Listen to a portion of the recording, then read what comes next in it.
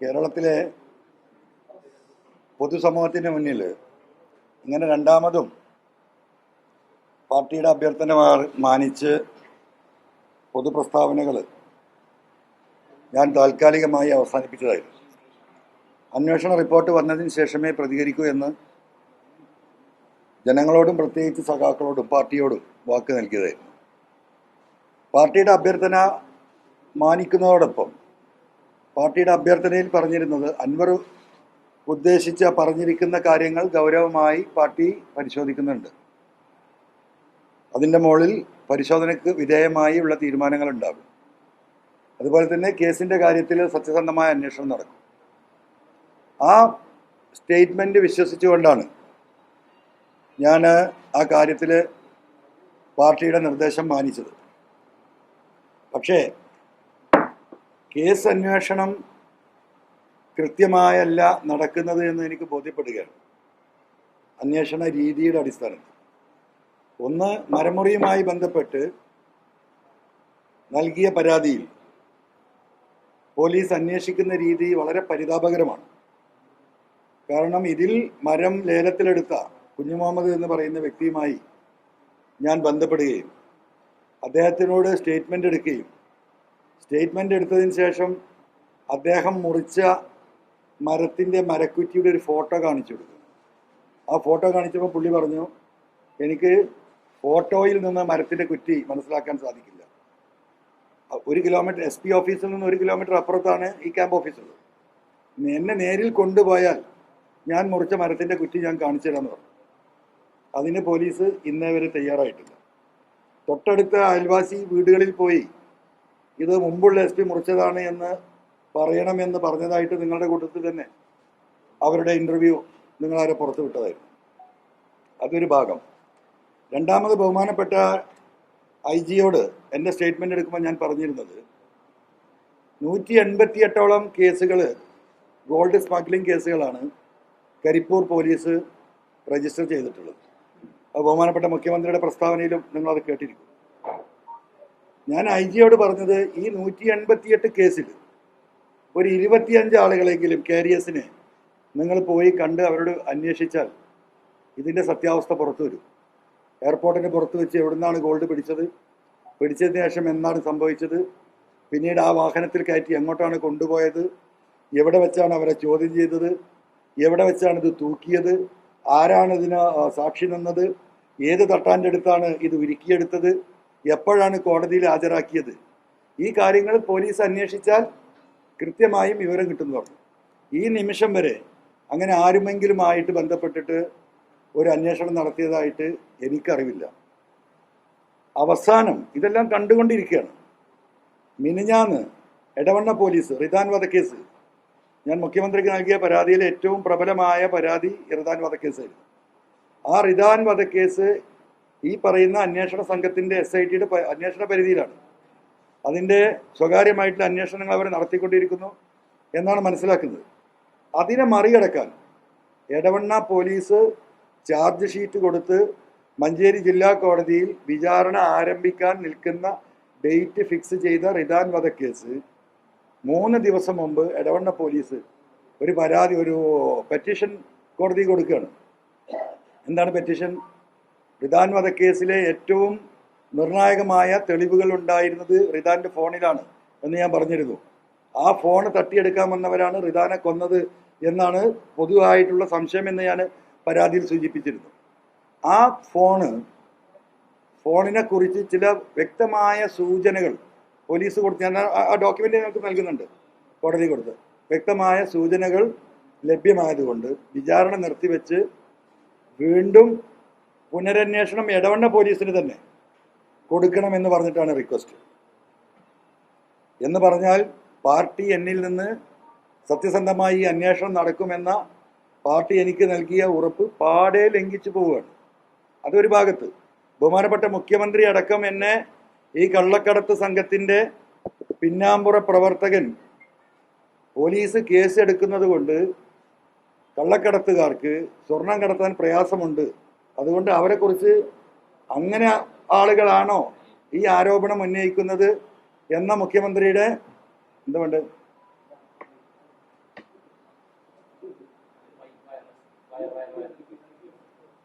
മുഖ്യമന്ത്രിയുടെ പത്രസമ്മേളനം നിങ്ങൾ ശ്രദ്ധിച്ചാണ്. നിങ്ങൾ ചോദിച്ചു മുഖ്യമന്ത്രിയോട്, ഈ കള്ളക്കടത്ത് സംഘം ഈ പറയുന്ന ആരോപണത്തിന്റെ പിന്നിൽ പി വി അൻവർ ആണോ നിങ്ങൾ ചോദിച്ചു. അപ്പോൾ പുള്ളി എന്ത് പറഞ്ഞു മുഖ്യമന്ത്രി? അത് നിങ്ങൾ പറ, ഞാനായിട്ട് പറയില്ല. എന്താണ് കേരളത്തിലെ പൊതുസമൂഹം വിലയിരുത്തിയത്?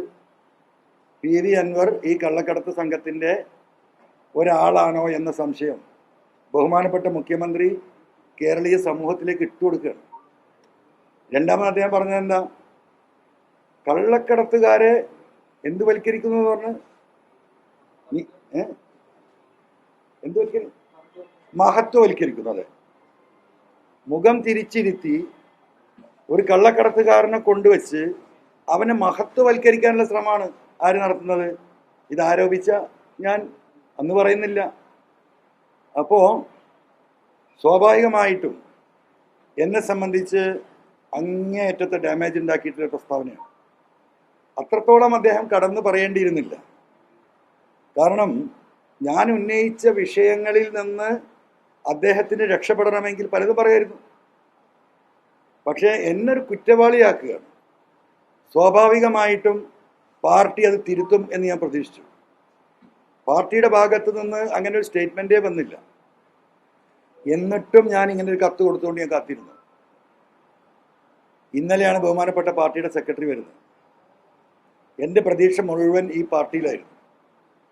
പാർട്ടിയുടെ സംസ്ഥാന സെക്രട്ടറി വരുമ്പോൾ സ്വാഭാവികമായിട്ടും ഞാൻ പാർട്ടിക്ക് നൽകിയ പരാതി എന്ത് നിലപാട് സ്വീകരിക്കും, ഞങ്ങളൊന്ന് അന്വേഷിക്കട്ടെ എന്ന് നോക്കട്ടെ എന്നെങ്കിലും അദ്ദേഹം പറയും എന്ന് ഈ പാർട്ടിയോടൊപ്പം 8 വർഷമായിട്ടല്ല ഞാൻ നിൽക്കുന്നത്.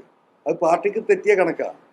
DIC തിരിച്ചു കോൺഗ്രസിൽ പോയതിന് ശേഷം അന്ന് തൊട്ട് ഞാൻ ഈ പാർട്ടിയുമായി സഹകരിച്ചാണ് ഇന്ന് വരെ നിന്നിട്ടുള്ളത്.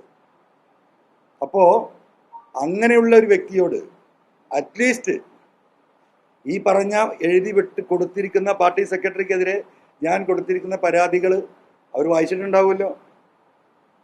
കേരളത്തിലെ ഒരു ഏറ്റവും സാധാരണക്കാരനായ ഒരു പാർട്ടി പ്രവർത്തകന് പോലും വായിച്ചാൽ മനസ്സിലാകുന്ന, കോമൺ സെൻസുള്ള മനസ്സിലാവുന്ന രീതിയിൽ സാധാ ഭാഷയിലാണ് ഞാൻ എഴുതി കൊടുത്തത്. ഇന്നലത്തെ അദ്ദേഹത്തിൻ്റെ പത്രസമ്മേളനത്തിൽ നിങ്ങൾ ചോദിച്ചപ്പോൾ എന്താ പറഞ്ഞത്? പി ശശിയും ഞാനും 40-40 വർഷത്തെ രാഷ്ട്രീയ ബന്ധമുള്ളവരാണ്. അതുകൊണ്ട് പി ശശിയെക്കുറിച്ച് പറഞ്ഞതിലൊന്നും ഒരു കഴമ്പുമില്ല. പ്രഥമ ദൃഷ്ടിയാൽ ഇതിലൊരു കഴമ്പുമില്ല അൻവർ തന്ന പരാതി. പ്രഥമ ദൃഷ്ടിയാൽ കഴമ്പില്ലെങ്കിൽ സാധാരണ നമ്മൾ എന്തൊരു പരാതി ചെയ്യുക? നേരെ വേസ്റ്റ് ബാസ്ക്കറ്റിലേക്ക് ഇടും. പ്രഥമ ദൃഷ്ടിയാൽ എന്തെങ്കിലും ഉണ്ടെങ്കിലല്ലേ നമുക്കത് പരിശോധിക്കേണ്ടതുള്ളൂ. അപ്പോൾ ഞാൻ പറഞ്ഞു വരുന്നത്, ഇപ്പോൾ പാർട്ടി ലൈനിന് വിപരീതമായി ഞാൻ പ്രവർത്തിക്കുന്നു എന്ന രീതിയിലാണ് ചർച്ചകൾ നടക്കുന്നത്. ഞാൻ ഒരിക്കലും അങ്ങനെ പാർട്ടി ലൈനിന് വിപരീതമായിട്ട് പ്രവർത്തിക്കാനോ പറയാനോ അല്ല ഇവിടെ ഇരിക്കുന്നത്. ഈ പാർട്ടിക്ക് ഈ പാർട്ടിയുമായി സഹകരിച്ച് അന്ന് തൊട്ടിട്ട് ഈ പാർട്ടിയുമായി അങ്ങേയറ്റം സഹകരിച്ച് പാർട്ടിയിലെ ഏറ്റവും സാധാരണക്കാരായ പ്രവർത്തകരോടൊപ്പം നിന്ന് പ്രവർത്തിച്ച് തന്നെയാണ് ഞാൻ വരുന്നത്. അവരുടെ വികാരവുമായി ബന്ധപ്പെട്ട വിഷയമാണ് ഞാൻ സംസ്ഥാനത്ത് ഉന്നയിച്ചത്. പാർട്ടി പ്രവർത്തകർക്ക് പൊതുപ്രവർത്തനം നടത്താൻ സാധിക്കുന്നില്ല. ലോക്കൽ സെക്രട്ടറി ഉൾപ്പെടെയുള്ള താഴേക്കിടയിൽ പാർട്ടി നേതാക്കന്മാർക്ക് സാധാരണക്കാരൻ്റെ ഒരു വിഷയത്തിൽ പോലീസ് സ്റ്റേഷനിൽ പോകാൻ കഴിയുന്നില്ല. കമ്മ്യൂണിസ്റ്റുകാരനാണ് എന്ന് പറഞ്ഞാൽ 2 അടി കൂടി പോലീസ് സ്റ്റേഷനിൽ നിന്ന് കിട്ടുന്ന അവസ്ഥാവിശേഷം കേരളത്തിലുണ്ട്. ഇതിൻ്റെ എല്ലാം മുഴുവൻ ഉത്തരവാദി പൊളിറ്റിക്കൽ സെക്രട്ടറിയാണ്. അദ്ദേഹത്തെ എതിരെ നടപടി സ്വീകരിക്കണം എന്ന് പറഞ്ഞിട്ടാണ് ഞാൻ ഇറങ്ങിയിട്ടുള്ളത്. ആ നയത്തിൽ, ആ സ്റ്റാൻഡിൽ നിന്ന് ഞാനിപ്പോൾ മാറിയിട്ടില്ല. പക്ഷേ ഇങ്ങനെയുള്ള ഒരു നടപടിയുമായി ഞാൻ വന്നപ്പോൾ ബഹുമാനപ്പെട്ട മുഖ്യമന്ത്രി എന്താ ചെയ്തത്? എന്നെ ഈ പറഞ്ഞ മുഖം തിരിച്ചിരുത്തി ആളുകളെ കൊണ്ട് മഹത്വവൽക്കരിച്ചു. പിന്നെ എന്തോ ഒരു 1500 ഗ്രാമിൻ്റെ പാൻറ്റും ഷർട്ടും ഒക്കെ കത്തിക്കുന്ന കഥകൾ പറഞ്ഞു. ഇങ്ങനെയാണ് തൂക്കം കുറയുന്നതെന്ന് പറഞ്ഞു. മാത്രമല്ല അജിത് കുമാർ എഴുതി കൊടുത്തായിരിക്കും ഇതൊക്കെ, അല്ല അദ്ദേഹത്തിന് ഇതൊന്നും അറിയില്ലല്ലോ. എന്നിട്ട് അദ്ദേഹം പറയാണ് എല്ലാവിധ തെളിവുകളുടെ അടിസ്ഥാനത്തിൽ, എല്ലാവിധ പ്രൊസീജിയറുകളുടെ അടിസ്ഥാനത്തിൽ ഇതിന് സാക്ഷി വെക്കേണ്ടവനെ സാക്ഷി വെച്ചിട്ട് തന്നെയാണ് പോലീസ് ഈ കാര്യങ്ങൾ കൈകാര്യം ചെയ്തിട്ടുള്ളത്. അപ്പോൾ അതങ്ങനെയല്ല എന്ന് ഞാൻ തെളിയിക്കണ്ടേ? എന്തുകൊണ്ട് തെളിയിക്കണം? ഇനിയാണ് പത്രപ്രവർത്തകർ, എൻ്റെ പൊതുസമൂഹം, കേരളത്തിലെ ഈ പറയുന്ന ബഹുമാനീയരായ ജഡ്ജിമാർ ഉൾപ്പെടെയുള്ള ആളുകൾ മനസ്സിലാക്കേണ്ട ചില കാര്യങ്ങളുണ്ട്. എനിക്കിനി പ്രതീക്ഷ കോടതിയാണ്. ഞാൻ അടുത്ത സ്റ്റെപ്പ് ഹൈക്കോടതിയിലേക്കാണ്. കാരണം നീതിപൂർവമായിട്ടുള്ള ഒരു കാര്യങ്ങളും നടക്കുന്നില്ല, എല്ലാം അവരുദ്ദേശിച്ച രീതിയിൽ വളച്ചു പോവുകയാണ്. അതിനപ്പുറം ഇപ്പോൾ ഞാനിത് പറയാനുണ്ടായ കാരണം, അല്ലെങ്കിൽ ഇപ്പോൾ ജനങ്ങളുടെ മുമ്പിൽ പാർട്ടിക്ക് നൽകിയ കമ്മിറ്റ്മെൻറ്റ് മാനിക്കാതെ അല്ലെങ്കിൽ അത് ലംഘിച്ചുകൊണ്ട് ഞാനിവിടെ വരാനും നിങ്ങൾ ഇന്ന് കാണാനും ഉണ്ടായ സംഭവം എന്ന് വെച്ചാൽ, ഈ കേസന്വേഷണവുമായി ബന്ധപ്പെട്ട് പോലീസ് നടത്തിയ ഈ സ്വർണ്ണക്കള്ളക്കടത്തിൽ നിന്നും സ്വർണം അടിച്ചു മാറ്റുന്ന ഞാൻ പൊതുസമൂഹത്തോട് പറഞ്ഞ വിഷയങ്ങളുമായി ബന്ധപ്പെട്ട് പോലീസിൻ്റെ ഭാഗത്തു നിന്ന് കാര്യമായ ഒരു നീക്കവും ഇല്ലാത്തതിൻ്റെ സ്ഥിതിയിൽ ഞാൻ തന്നെ ഒരു അന്വേഷണ ഏജൻസിയായി മാറി. വേറെ നിവൃത്തിയില്ല. അതിൻ്റെ ഭാഗമായിട്ട് ഈ സ്വർണ്ണക്കള്ളക്കടത്തുമായി ബന്ധപ്പെട്ട് ഈ സ്വർണം കൊണ്ടുവന്ന കാരിയർമാർ, കേസിൽപ്പെട്ടവരും അവരുടെ ബന്ധുക്കളുമായിട്ട് ഒരുപാട് ആളുകളോട് ഞാൻ സംസാരിച്ചിട്ടുണ്ട്, സ്വകാര്യമായി സംസാരിച്ചിട്ടുണ്ട്, അവരുടെ വീടുകളിൽ പോയി ഞാൻ സംസാരിച്ചിട്ടുണ്ട്, ഞാൻ സ്വകാര്യ സ്ഥലത്തേക്ക് അവരെ വിളിച്ചിട്ടുണ്ട്, എൻ്റെ വീട്ടിൽ അവരെ വിളിപ്പിച്ചിട്ടുണ്ട് തെളിവെടുക്കാൻ. ഇത്തരം ഒരുപാട് കാര്യങ്ങൾ ഞാൻ ചെയ്തിട്ടുണ്ട്. ഇപ്പോൾ എന്താണ് മുഖ്യമന്ത്രി പറഞ്ഞത്?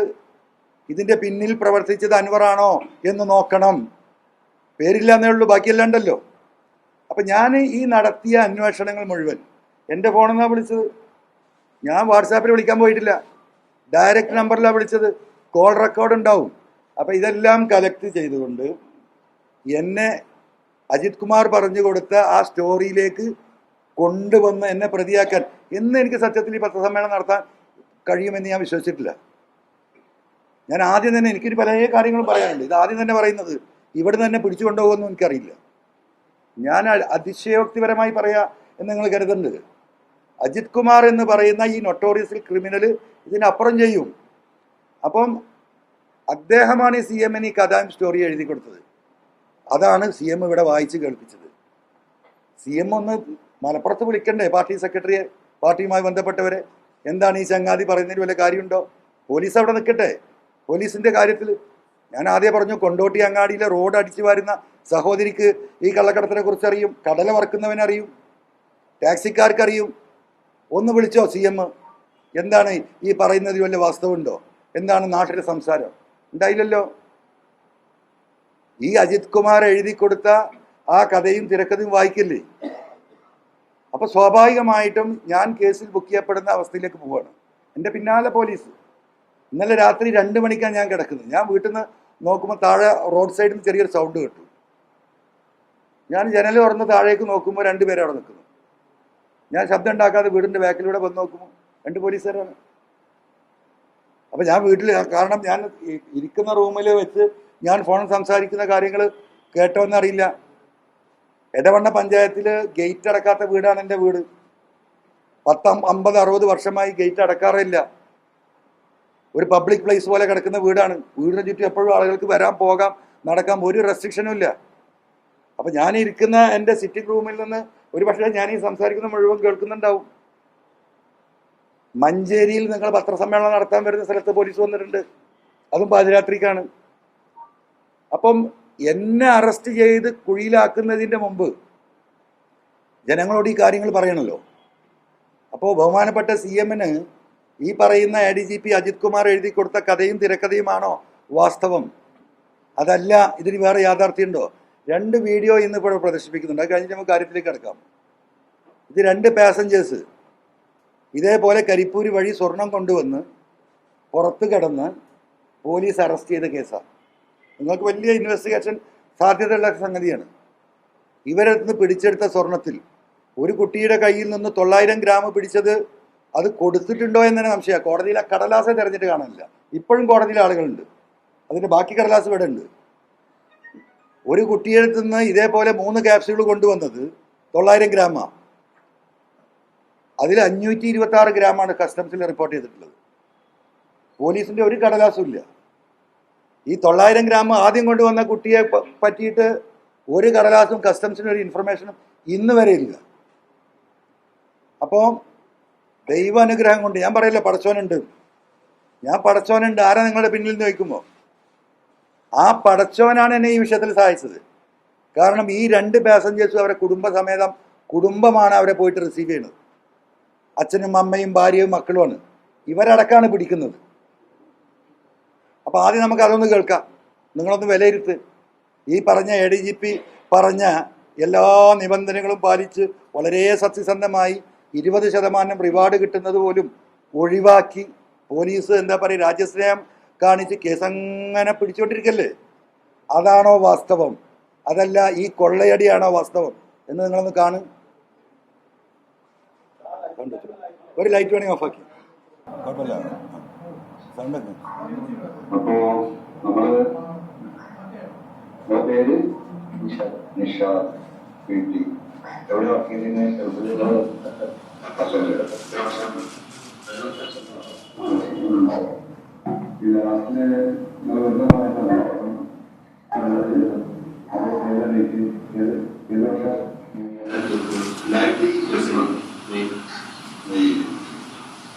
അപ്പോ ഏത്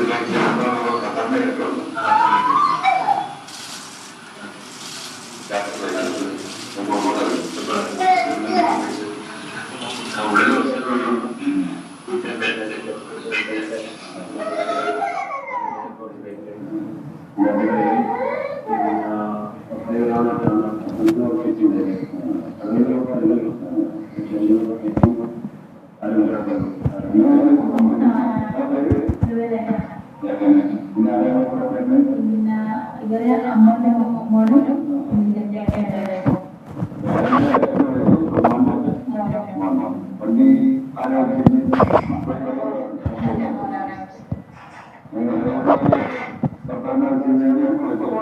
നമ്മൾ കുറച്ച് ലേറ്റ് ആയിട്ടുണ്ടെങ്കിലും ലേറ്റായി നമ്മളവിടെ എത്തി. പിന്നെ ആള് പുറത്തുണ്ടായിരുന്നു. ആളെ നമ്മള്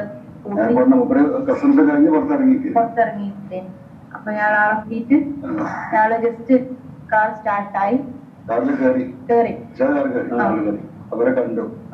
എയർപോർട്ടിൽ നിന്ന് റെയിൽവേയിൽ നിന്ന് പുറത്തിറങ്ങിയ അവിടെ തന്നെ എയർപോർട്ട് ബിൽഡിങ്ങിന്റെ അവിടെ തന്നെ കാറിൽ കയറി മുമ്പോട്ട് പോയി. മുമ്പോട്ട് ആൾക്കാരെ വന്നിട്ട് കൈകാട്ടി. അപ്പൊ അവിടെ എപ്പോഴും ട്രാഫിക് ബ്ലോക്ക് ഉണ്ടാവില്ല. നല്ല പോവാണ്. നോർമലി വന്ന് എത്ര ദൂരം പോകുന്നുണ്ടാവും കയറിയിട്ട് മുന്നോട്ട് പോയിട്ടുണ്ട്. അവിടുന്ന് ഒരു കൈയാട്ടി നമ്മളോട് സൈഡാക്കാൻ പറഞ്ഞ് ഇവരിറക്കി കഴിഞ്ഞിട്ട് പിന്നെ ഇവരെന്തോ പറഞ്ഞ് നമ്മളോട് പറഞ്ഞ് ഞങ്ങളെ ബാക്ക് ഫോളോ ചെയ്ത് വരാൻ പറഞ്ഞ് ഇവര് ജീപ്പ് കയറി അല്ല അവിടുന്ന് ഇറക്കിയിട്ട് എന്താ ചെയ്തത്? പോലീസിന്റെ ടോൾഗേറ്റിന് അവിടെ തന്നെയല്ലേ അതിനകത്ത് ഞങ്ങളെ കൊണ്ടുപോയി.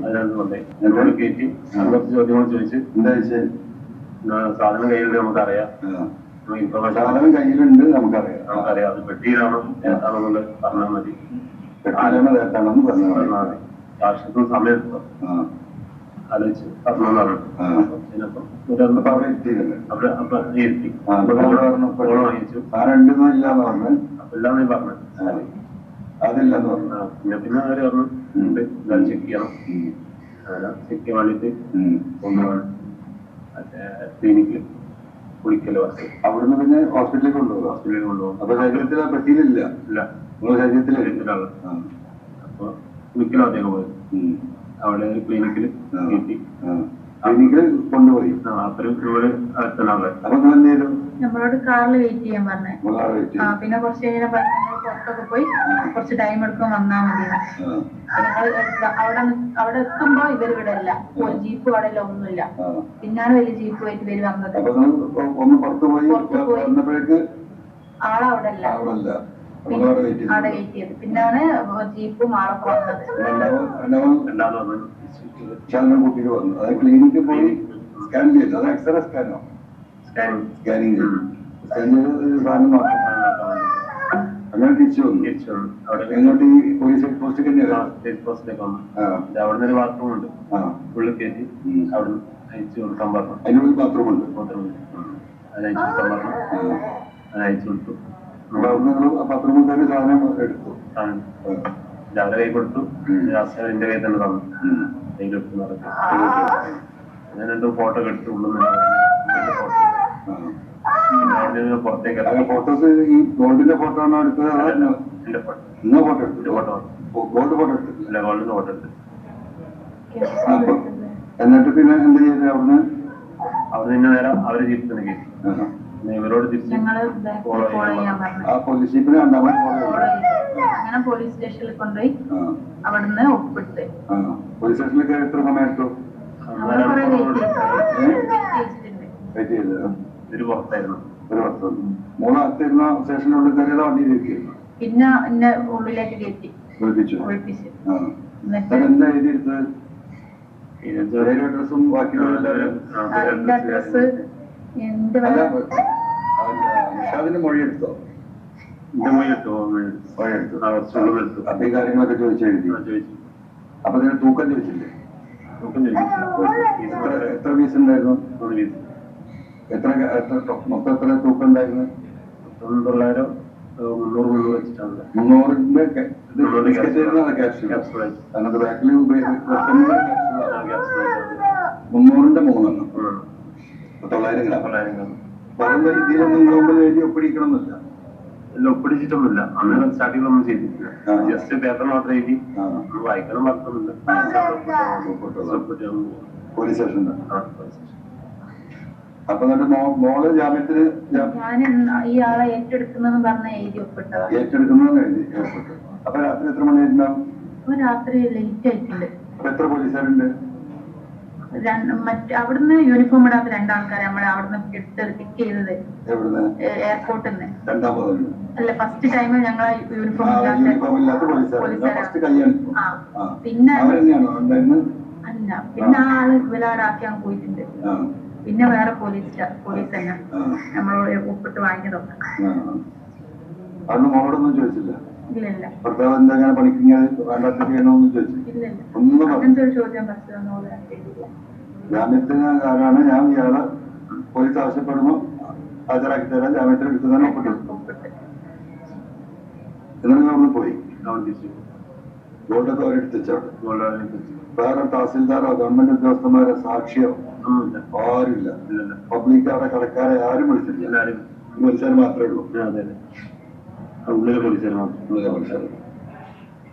അവിടുന്ന് അപ്പൊ രാത്രി ഏകദേശം എത്ര മണിയായിട്ടുണ്ടാവും? 2 മണി കഴിഞ്ഞു. അങ്ങനെ വീട്ടിലേക്ക് പോയി. പിന്നെന്താ സംഭവിച്ചത്? പിന്നെ സംഭവിച്ചു കഴിഞ്ഞാല് ഞങ്ങൾ ഇവര് വിളിക്കുന്ന പ്രതീക്ഷയിലുണ്ടായിരുന്നു. അവരെ വിളിച്ചിട്ടില്ല. പിന്നെ കസ്റ്റംസ് ആള് വന്നു. എത്ര കഴിഞ്ഞു? പോലീസിന് പിന്നെ വിളിയെ വന്നില്ല. പോലീസിന് വിളി വന്നില്ല. കസ്റ്റംസ് ആള് വന്നു. അപ്പൊ പാസ്പോർട്ട് എന്തൊക്കെ എടുത്ത്? ഈ എന്തൊക്കെ എടുത്ത്? പാസ്പോർട്ട് അവിടെ കയ്യിൽ വെച്ച് അവരെടുത്ത് പോലീസുകാരെടുത്ത് ഫോൺ ഉണ്ടായിരുന്നു. ഫോണിൽ ഫോൺ തിരിച്ചു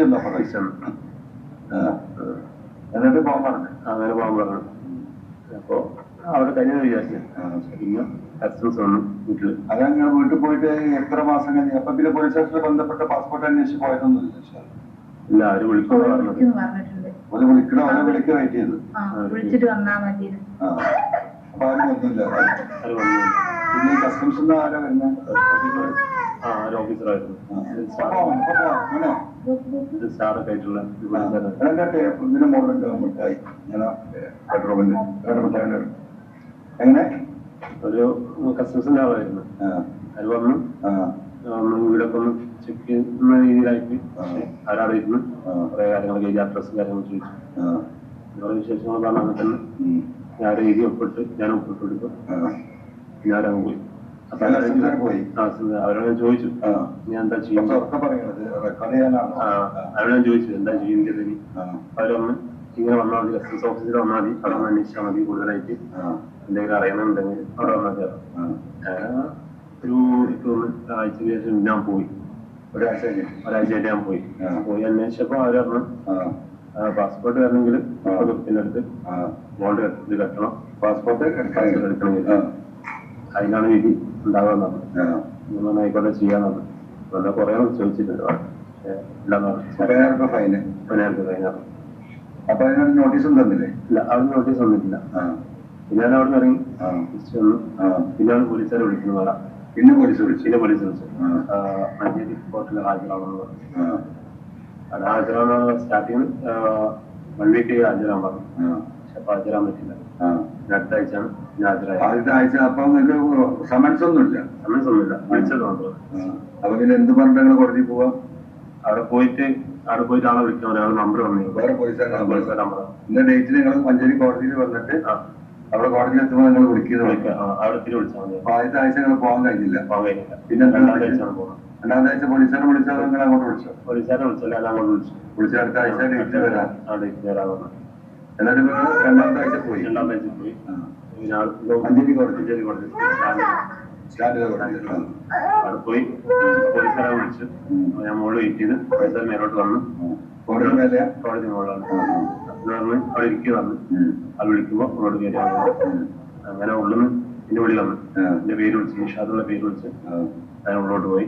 കോടതിയിൽ പേര് വിളിച്ചു. കോടതിയിനകത്തേക്ക് കയറി. കാട്ടിനകത്ത് കയറി. അപ്പൊ കൂടെ പോലീസുകാരും വന്നു. അപ്പൊ അത് കാര്യങ്ങൾ ചോദിച്ചു. പിന്നെ ഈ സ്വർണ്ണം നിന്റേതാണോ പുറത്ത് നിൽത്തതാണോ ചോദിച്ചു. ഞാൻ പറഞ്ഞു കാണിച്ചെന്നോ? ആ സ്വർണ്ണം കാണിച്ചു. അതെങ്ങനെ? അപ്പൊ കാണില്ല, കാണിച്ചു തന്നിട്ടില്ല. ഒന്നും കാണിച്ചു തന്നിട്ടില്ല. സ്വർണ്ണത്തിന്റെ കാര്യം മാത്രം ചോദിച്ചു. പേപ്പർ സ്വർണ്ണം കൊടുത്തിരുന്നു വെച്ചു. ഉണ്ടായിരുന്നു ചോദിച്ചു. അത് ചോദിച്ചു. പിന്നെ പുറത്തേക്ക് കൈമാറി കസ്റ്റംസിലേക്ക് കൈമാറാമെന്നൊന്നും പറഞ്ഞു. കൈമാറാണെന്ന് പറഞ്ഞു. കൈമാറാന്ന് പറഞ്ഞു. ആ ഓക്കെ പറഞ്ഞു. പരാതിയൊന്നും ഇല്ലാതെ പരാതിയൊന്നും ഇല്ലാതെ പിന്നെ അവിടെ നിന്ന് ഇറങ്ങി പോകും.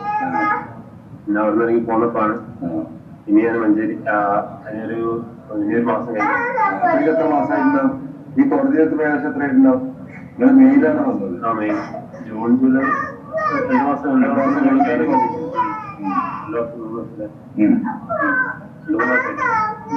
ഇതൊക്കെ കഴിഞ്ഞ ശേഷമാണ് ഞാൻ പിന്നെ കസ്റ്റംസിൽ പോകുന്നത്.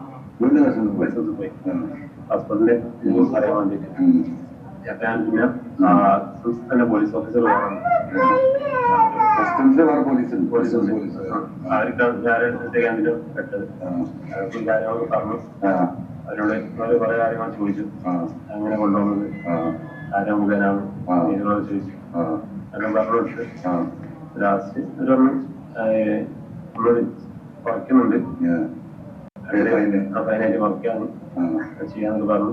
വന്നാൽ മതി, അതുകൊണ്ട് അഡ്ജസ്റ്റ് ചെയ്ത് ചെയ്യാന്നൊക്കെ പറഞ്ഞു. എന്തേലും പോകുന്നു. കസ്റ്റംസിന്റെ പേപ്പർ ഒന്നും കസ്റ്റംസിന്റെ പേപ്പർ തന്നില്ല. അവിടെ തന്നെ അവിടെ തന്നിരുന്നു. പോലീസ് തന്നിരുന്നു. പേപ്പർ തന്നിട്ടുണ്ട്. കാണിക്കാൻ പറഞ്ഞു അവിടെ. അല്ലാതെ വെയിറ്റും കാര്യങ്ങളൊക്കെ ഉണ്ടായി. 520 കാണിച്ചിട്ടുണ്ട്. 520 അടുത്ത് എന്തോ കാണിച്ചിട്ടുള്ളൂ.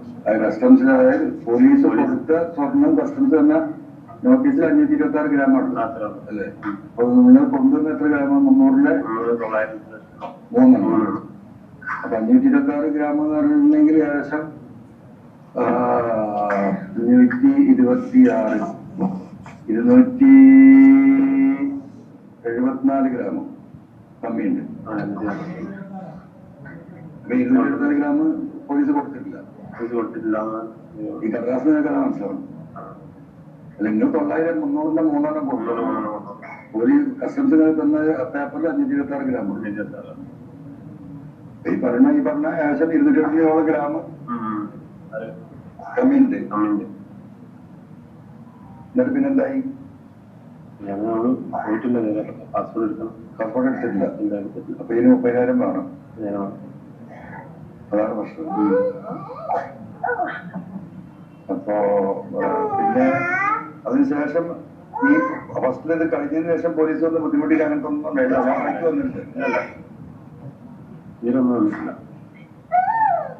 ഇതാണിപ്പോ ഇവിടെ നടക്കുന്നത്. ഞാനിപ്പോ ഈ ടിവിയിലും ബാക്കിയിലും പത്രക്കാരും പറയുന്ന കാര്യം അത് സത്യമാണ്.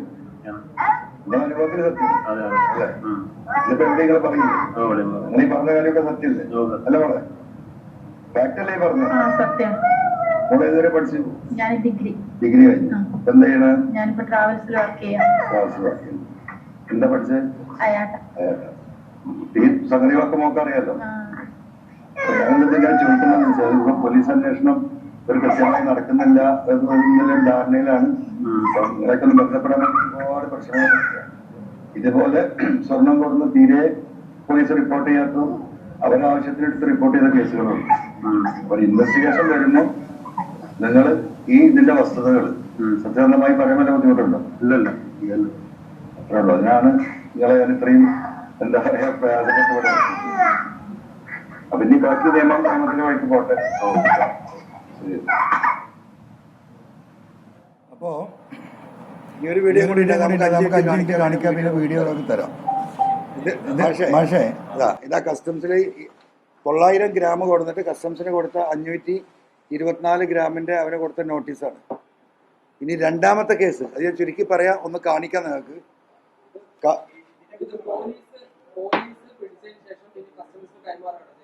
അതെ അതെ, പോലീസ് പിടിച്ചിട്ട് കസ്റ്റംസ് കൊടുത്തിട്ടുണ്ട്. കസ്റ്റംസിൽ ഇവന്റെ ഇത് പിടിച്ച 900 ഗ്രാമാ. മാത്രമല്ല അവനെ കൊണ്ടുപോയി പുളിക്കൽ ഒരു ഹോസ്പിറ്റലിലാണ് സ്കാൻ ചെയ്യുന്നത്. കാരണം ഇത് ബാക്ക് ഹോളിലൂടെ അവർ കയറ്റി വെച്ചിരിക്കുന്നതാണ്. അപ്പോൾ എടുക്കാൻ കുറച്ച് പ്രയാസമാണ്. ഉണ്ടോ, അവനില്ലാന്നാ പറഞ്ഞത്.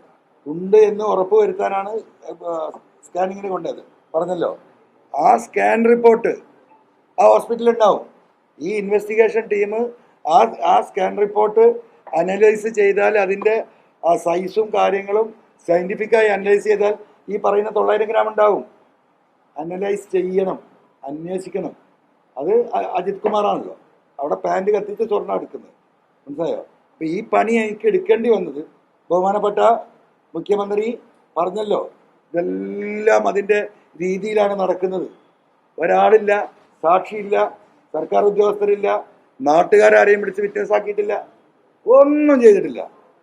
പോലീസ് പിന്നെ ആ വഴിക്ക് തിരിഞ്ഞു നോക്കിയിട്ടില്ല. രണ്ടാമത്തെ കേസ് ഞാനിപ്പോൾ വീഡിയോ കാണിക്കാം. ഞാനെന്താ അറിയോ, മുഖം തിരിച്ചിരുത്തി മഹത്വവൽക്കരിക്കണമെന്നാണ് പറഞ്ഞത്. ഇതാണ് ദൈവാനുഗ്രഹം എന്ന് പറഞ്ഞത്. ഈ കുട്ടിയും അവരെ ജ്യേഷ്ഠത്തെയും അമ്മാവൻ്റെ മകനോ പോയത്, ആ ഫാമിലിയെ പോയത്. അടുത്ത കേസ് വാപ്പി ഉമ്മയാണ്. 4 വർഷം കഴിഞ്ഞിട്ട് വരുന്ന മകനെ റിസീവ് ചെയ്യാൻ വേണ്ടി കരിപ്പൂർ എയർപോർട്ടിൽ പോയതാ. കാളിയാവിലുള്ള സമദ്, അവൻ്റെ അടുത്ത് ഇതേപോലെ എയർപോർട്ട് കഴിഞ്ഞ് വന്ന് പോലും മഞ്ചേരിയിലെത്തി. രാവിലെ 7:30 മണിക്കാണ് വരുന്നത്. ബ്രേക്ക്ഫാസ്റ്റ് കഴിക്കാൻ വേണ്ടി റെസ്റ്റോറൻറ്റിൽ കയറി ഭക്ഷണത്തിന് ഓർഡർ ചെയ്തിരിക്കുമ്പോഴാണ് പോലീസ് വരുന്നത്. പോലീസ് തന്നെ വിളിച്ചു, നീ ഈ ഫ്ലൈറ്റിൽ വന്നാലോ ചോദിച്ചു. ഇങ്ങോട്ട് വാന്ന് പറഞ്ഞു. പുറത്ത് കൊണ്ടുപോയി എവിടെ സാധനം ചോദിച്ചു. അപ്പോൾ അവൻ ഇതേപോലെ തന്നെ ഇവരൊക്കെ ഈ ശരീരത്തിൽ ഒളിപ്പിച്ചിട്ടാണ് വരുന്നത്. അവിടെ എത്തി ബാത്റൂമിൽ കയറി, ഹോട്ടലിൻ്റെ ബാത്റൂമിൽ കയറി ഈ സാധനം എടുത്ത് കഴുകി വൃത്തിയാക്കി അവൻ്റെ ചെറിയൊരു ഹാൻഡ് ബാഗ് ഉണ്ട്, അതിലിട്ടിട്ട് ഉമ്മാക്കും മാപ്പാക്കൊന്നും അറിയുന്നില്ല. അപ്പോൾ ഞാൻ ചോദിച്ചു, നിനക്ക് എന്താണ് കിട്ടുകയെന്ന്. അപ്പോൾ അവൻ കൊണ്ടുവന്നതിനെന്താ ടിക്കറ്റും പിന്നെ 50,000 രൂപ. 4 വർഷമായി അവിടെ നിന്ന് ജോലിയൊന്നും ശരിയാകാതെ വീട്ടിലേക്ക് പോരാൻ ഒരു മാർഗമില്ലായിട്ട് വന്ന കുട്ടിയാണ്. അങ്ങനെ അവിടുന്ന് അവനെ പിടിച്ച് ജീപ്പിൽ കയറ്റുന്നു, കൊണ്ടോട്ടി കൊണ്ടുപോകുന്നു. പാപ്പയും ഉമ്മയും അവൻ്റെ ബന്ധു കൂടി അവർ വന്ന വണ്ടിയിൽ പോലീസ് സ്റ്റേഷനിൽ പോകുന്നു. പോലീസ് സ്റ്റേഷനിൽ അവിടെ ഇരുത്തുന്നു. ഇവരെ അങ്ങോട്ട് കടത്തി വിടുന്നില്ല. വൈകുന്നേരം വരെ ഇരിക്കുന്നു. അവനോട് കാര്യങ്ങൾ ചോദിക്കുന്നു. ഈ ഗോൾഡ് അവരെടുക്കുന്നു, ഒരു കടലാസുമില്ലാതെ. അവൻ്റെ പാസ്പോർട്ടും ഫോണും വാങ്ങി വെച്ചു. ഇവന് ഫോൺ തിരിച്ചു കൊടുത്തു എന്ന് പറഞ്ഞു. എന്നിട്ട് പറഞ്ഞു, നീ പൊയ്ക്കോ, ഇത് വെളിയിൽ പറയാൻ നിൽക്കുകയാണെങ്കിൽ നിനക്ക് പ്രശ്നമാവും എന്ന് ഒരു സൂചനയും നൽകിയിട്ട് അവനെ വിട്ടു. പിന്നെ 1.5 മാസം കഴിഞ്ഞിട്ട് അവൻ കൊണ്ടോട്ടി സ്റ്റേഷനിൽ ചെല്ലുകയാണ്.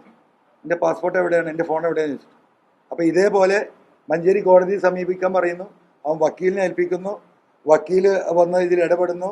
10,000 രൂപ ഫൈന് കെട്ടിയിട്ട് അവൻ്റെ ഫോണും പാസ്പോർട്ടും തിരിച്ചെടുക്കുന്നു. സ്വർണം എത്രയാണ് എന്നുള്ളത് അതിൻ്റെ ഡോക്യുമെൻ്റ് ഇവിടെ ഉണ്ട്, ആ CMPയിൽ. സ്വർണത്തിൻ്റെ കാര്യം ഇതിൽ പറയുന്നില്ല.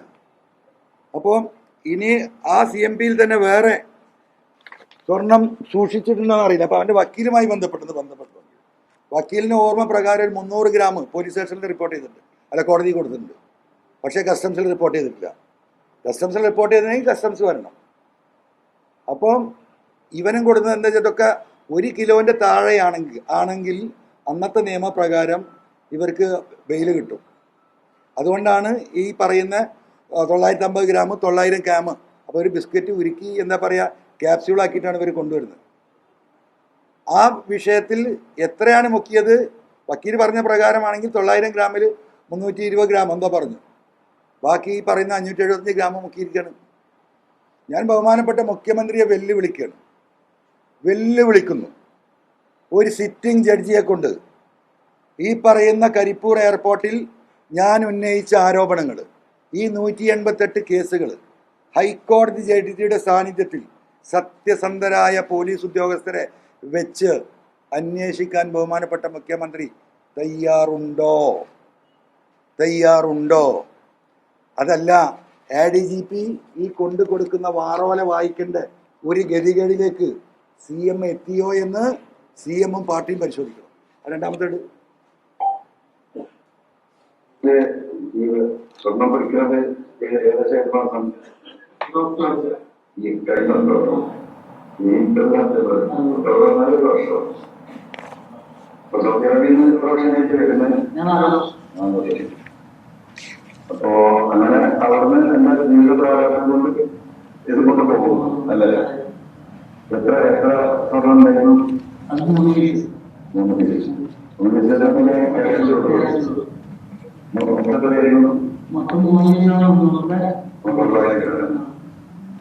എന്നിട്ട് ഞങ്ങൾ കൊണ്ടുപോകുന്നു ഫ്ലൈറ്റില് ചെറിയ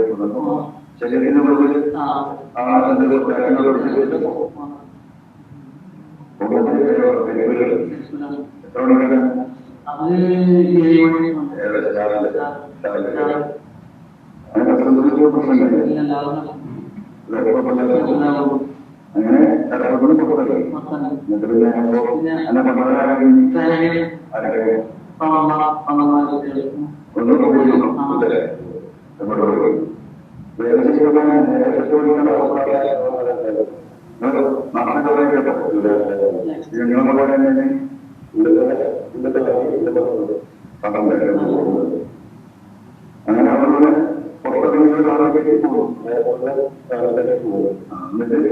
പിന്നെ മഞ്ചേരി പ്രശ്നമായ അങ്ങനെ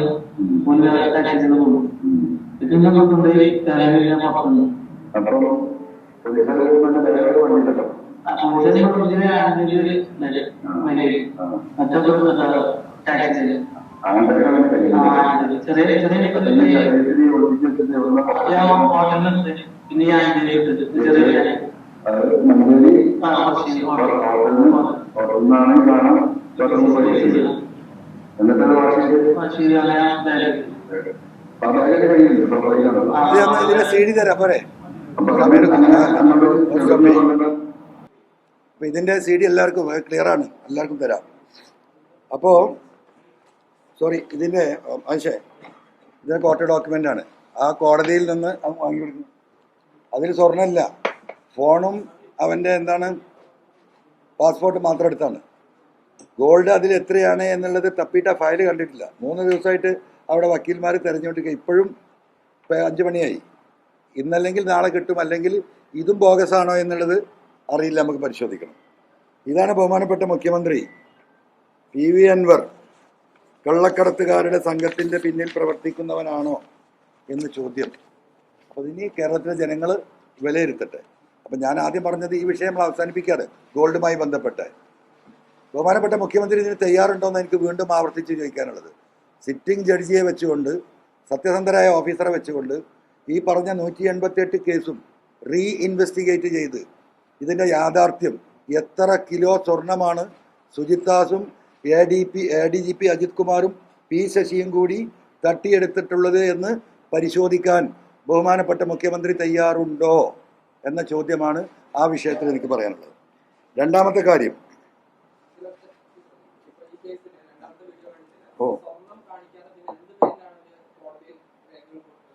അല്ല, അതായത് അത് 102 CRPC ഞാൻ എപ്പോഴും പറഞ്ഞത് കളവ് മുതൽ. അപ്പോൾ കളവ് മുതലായി കിട്ടിയ സാധനം നിങ്ങൾ വായിച്ചാൽ മനസ്സിലാവും. തിരിച്ചു കൊടുക്കാൻ CMP ആണ്, FIR കൂടി വേണ്ട. CMP പ്രകാരമാണ് ഈ സാധനം തിരിച്ചു കൊടുക്കുന്നത്. അതിൽ ഗോൾഡ് ഉണ്ടോ ഇല്ലെന്ന് ആ ഡോക്യുമെൻ്റ് കൊണ്ട് അറിയുന്നില്ല. അപ്പോൾ മഹസർ റിപ്പോർട്ടാണ് നമ്മൾ കോടതി തപ്പുന്നത്. മഹസർ റിപ്പോർട്ട് ഇതുവരെ കിട്ടിയിട്ടില്ല. ഇതാണ് പറയുന്നത്, ഈ പ്രൊസീജിയർ പ്രകാരമല്ല സ്വർണം കണ്ടെടുക്കേണ്ടത്. അത് കസ്റ്റംസ് ആക്ട് പ്രകാരമാണ് കണ്ടെടുക്കേണ്ടത്. അവിടുന്ന് അത് കിട്ടിയാൽ നേരെ എയർപോർട്ടിലാണ് കൊടുക്കേണ്ടത്. അവരാണ് അതിൻ്റെ പ്രൊസീജിയർ ചെയ്യേണ്ടത്. പോലീസ് ചെയ്യേണ്ട അതിൻ്റെ റിവാർഡാണ് വാങ്ങിയെടുക്കേണ്ടത്. പക്ഷേ ഇതിൽ റിവാർഡ് കിട്ടൂല.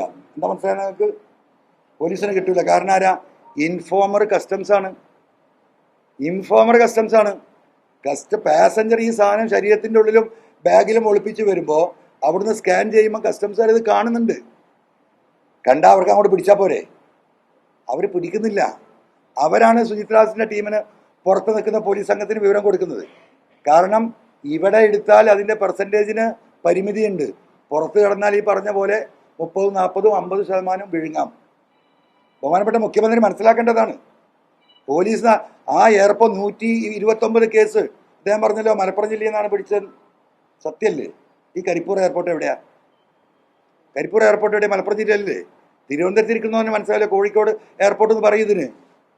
അപ്പോൾ കോഴിക്കോട് എയർപോർട്ടാണെന്നാണ് ജനം തെറ്റിദ്ധരിക്കുക. ആ എയർപോർട്ടിൻ്റെ പരിസരത്ത് പിടിച്ചാൽ മലപ്പുറം ജില്ലയാണ്. അപ്പോൾ മലപ്പുറം ജില്ല അതിങ്ങനെ ആവർത്തിക്കുന്നുണ്ടല്ലോ. എന്താ ഉദ്ദേശം? സത്യസന്ധമായി പറയേണ്ട അദ്ദേഹം. ആ എയർപോർട്ട് അവിടെ ആയതുകൊണ്ടും ആ എയർപോർട്ടിൻ്റെ മുറ്റത്ത് നിന്ന് പിടിക്കുന്നതുകൊണ്ടാണ് 129 കേസ് മലപ്പുറത്തായത്. അവിടുന്ന് ഒരു 7 കിലോമീറ്റർ പറഞ്ഞാൽ കോഴിക്കോട് ജില്ലയാണ്. ഇവിടുന്ന് ഈ പയ്യൻ മഞ്ചേരി നിന്നാണല്ലോ പിടിക്കുന്നത്. പക്ഷേ മലപ്പുറം ജില്ല.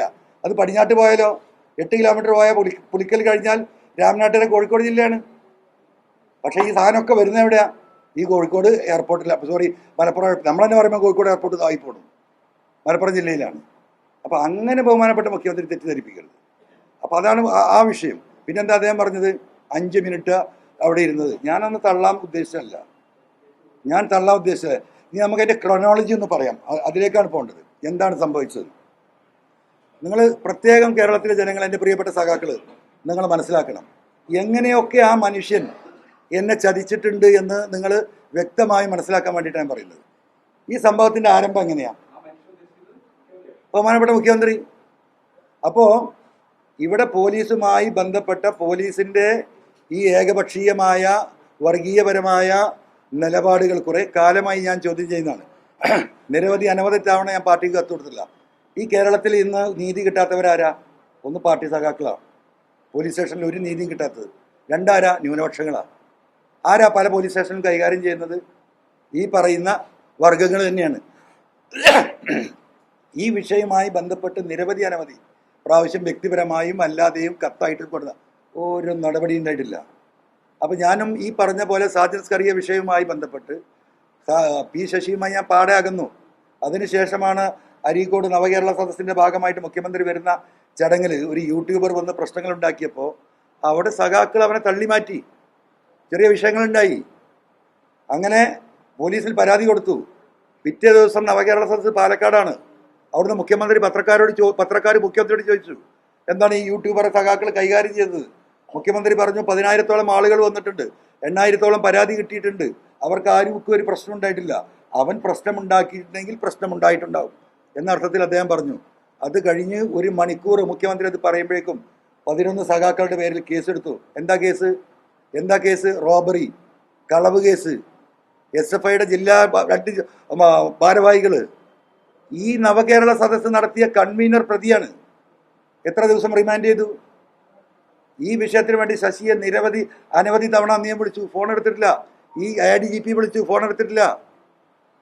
അപ്പം അങ്ങനെ വന്ന ഈ വിഷയങ്ങളാണ് ഈ പറയുന്ന RSS വൽക്കരണം, ഏകപക്ഷീയമായിട്ട് സഖാക്കളെ അടിച്ചമർത്തൽ. ഇതിനെതിരെയുള്ള എനിക്ക് വികാരം ഉണ്ടായിരുന്നു. ഞാനും ഇവരെ കിട്ടുന്നിടത്ത് ചാമ്പാൻ നടക്കുകയായിരുന്നു. ഞാനും ഇവരെ പിന്നാലെ പോയിരുന്നു. അതിലാണ് പോലീസിലെ അസോസിയേഷൻ നടക്കുന്നത്. അവിടെ ഞാൻ പ്രസംഗിച്ചു. ഇവരുടെ താന്തോന്യത്വത്തിനെ കുറിച്ച് പറഞ്ഞു. ഇവർ ചെയ്യുന്ന ഈ പറയുന്ന സ്വജനപക്ഷപാതത്തെക്കുറിച്ച് പറഞ്ഞു. അത് കഴിഞ്ഞെന്തായി? ഈ മരമുറി അതിന് മുമ്പ് എനിക്കറിയാം. വേറൊരാൾ പരാതി കൊടുത്തിരുന്നു, ഞാൻ കൊടുക്കാൻ പറഞ്ഞു SP-ക്ക്. അപ്പോഴേക്കും ഒരു 23 ദിവസമായിരിക്കണം, ഒരു വിവരമില്ല. അപ്പോൾ ഞാനൊരു കത്ത് കൊടുത്തു, SP ഇങ്ങനെ ഒരാൾ പിന്നെ ദിവസത്തിൽ പരാതി തന്നിരുന്നല്ലോ, ഈ പരാതിയുടെ മുകളിൽ എന്തെങ്കിലും നടപടി എടുത്തോ? ഉണ്ടെങ്കിൽ എന്നെ അറിയിക്കണം. 3 ദിവസം കഴിഞ്ഞു, 4 ദിവസം കഴിഞ്ഞു, 5 ദിവസം കഴിഞ്ഞു, ഒരു വിവരമില്ല. അപ്പോൾ പിന്നെ എനിക്കതൊന്നും അറിയണമല്ലോ.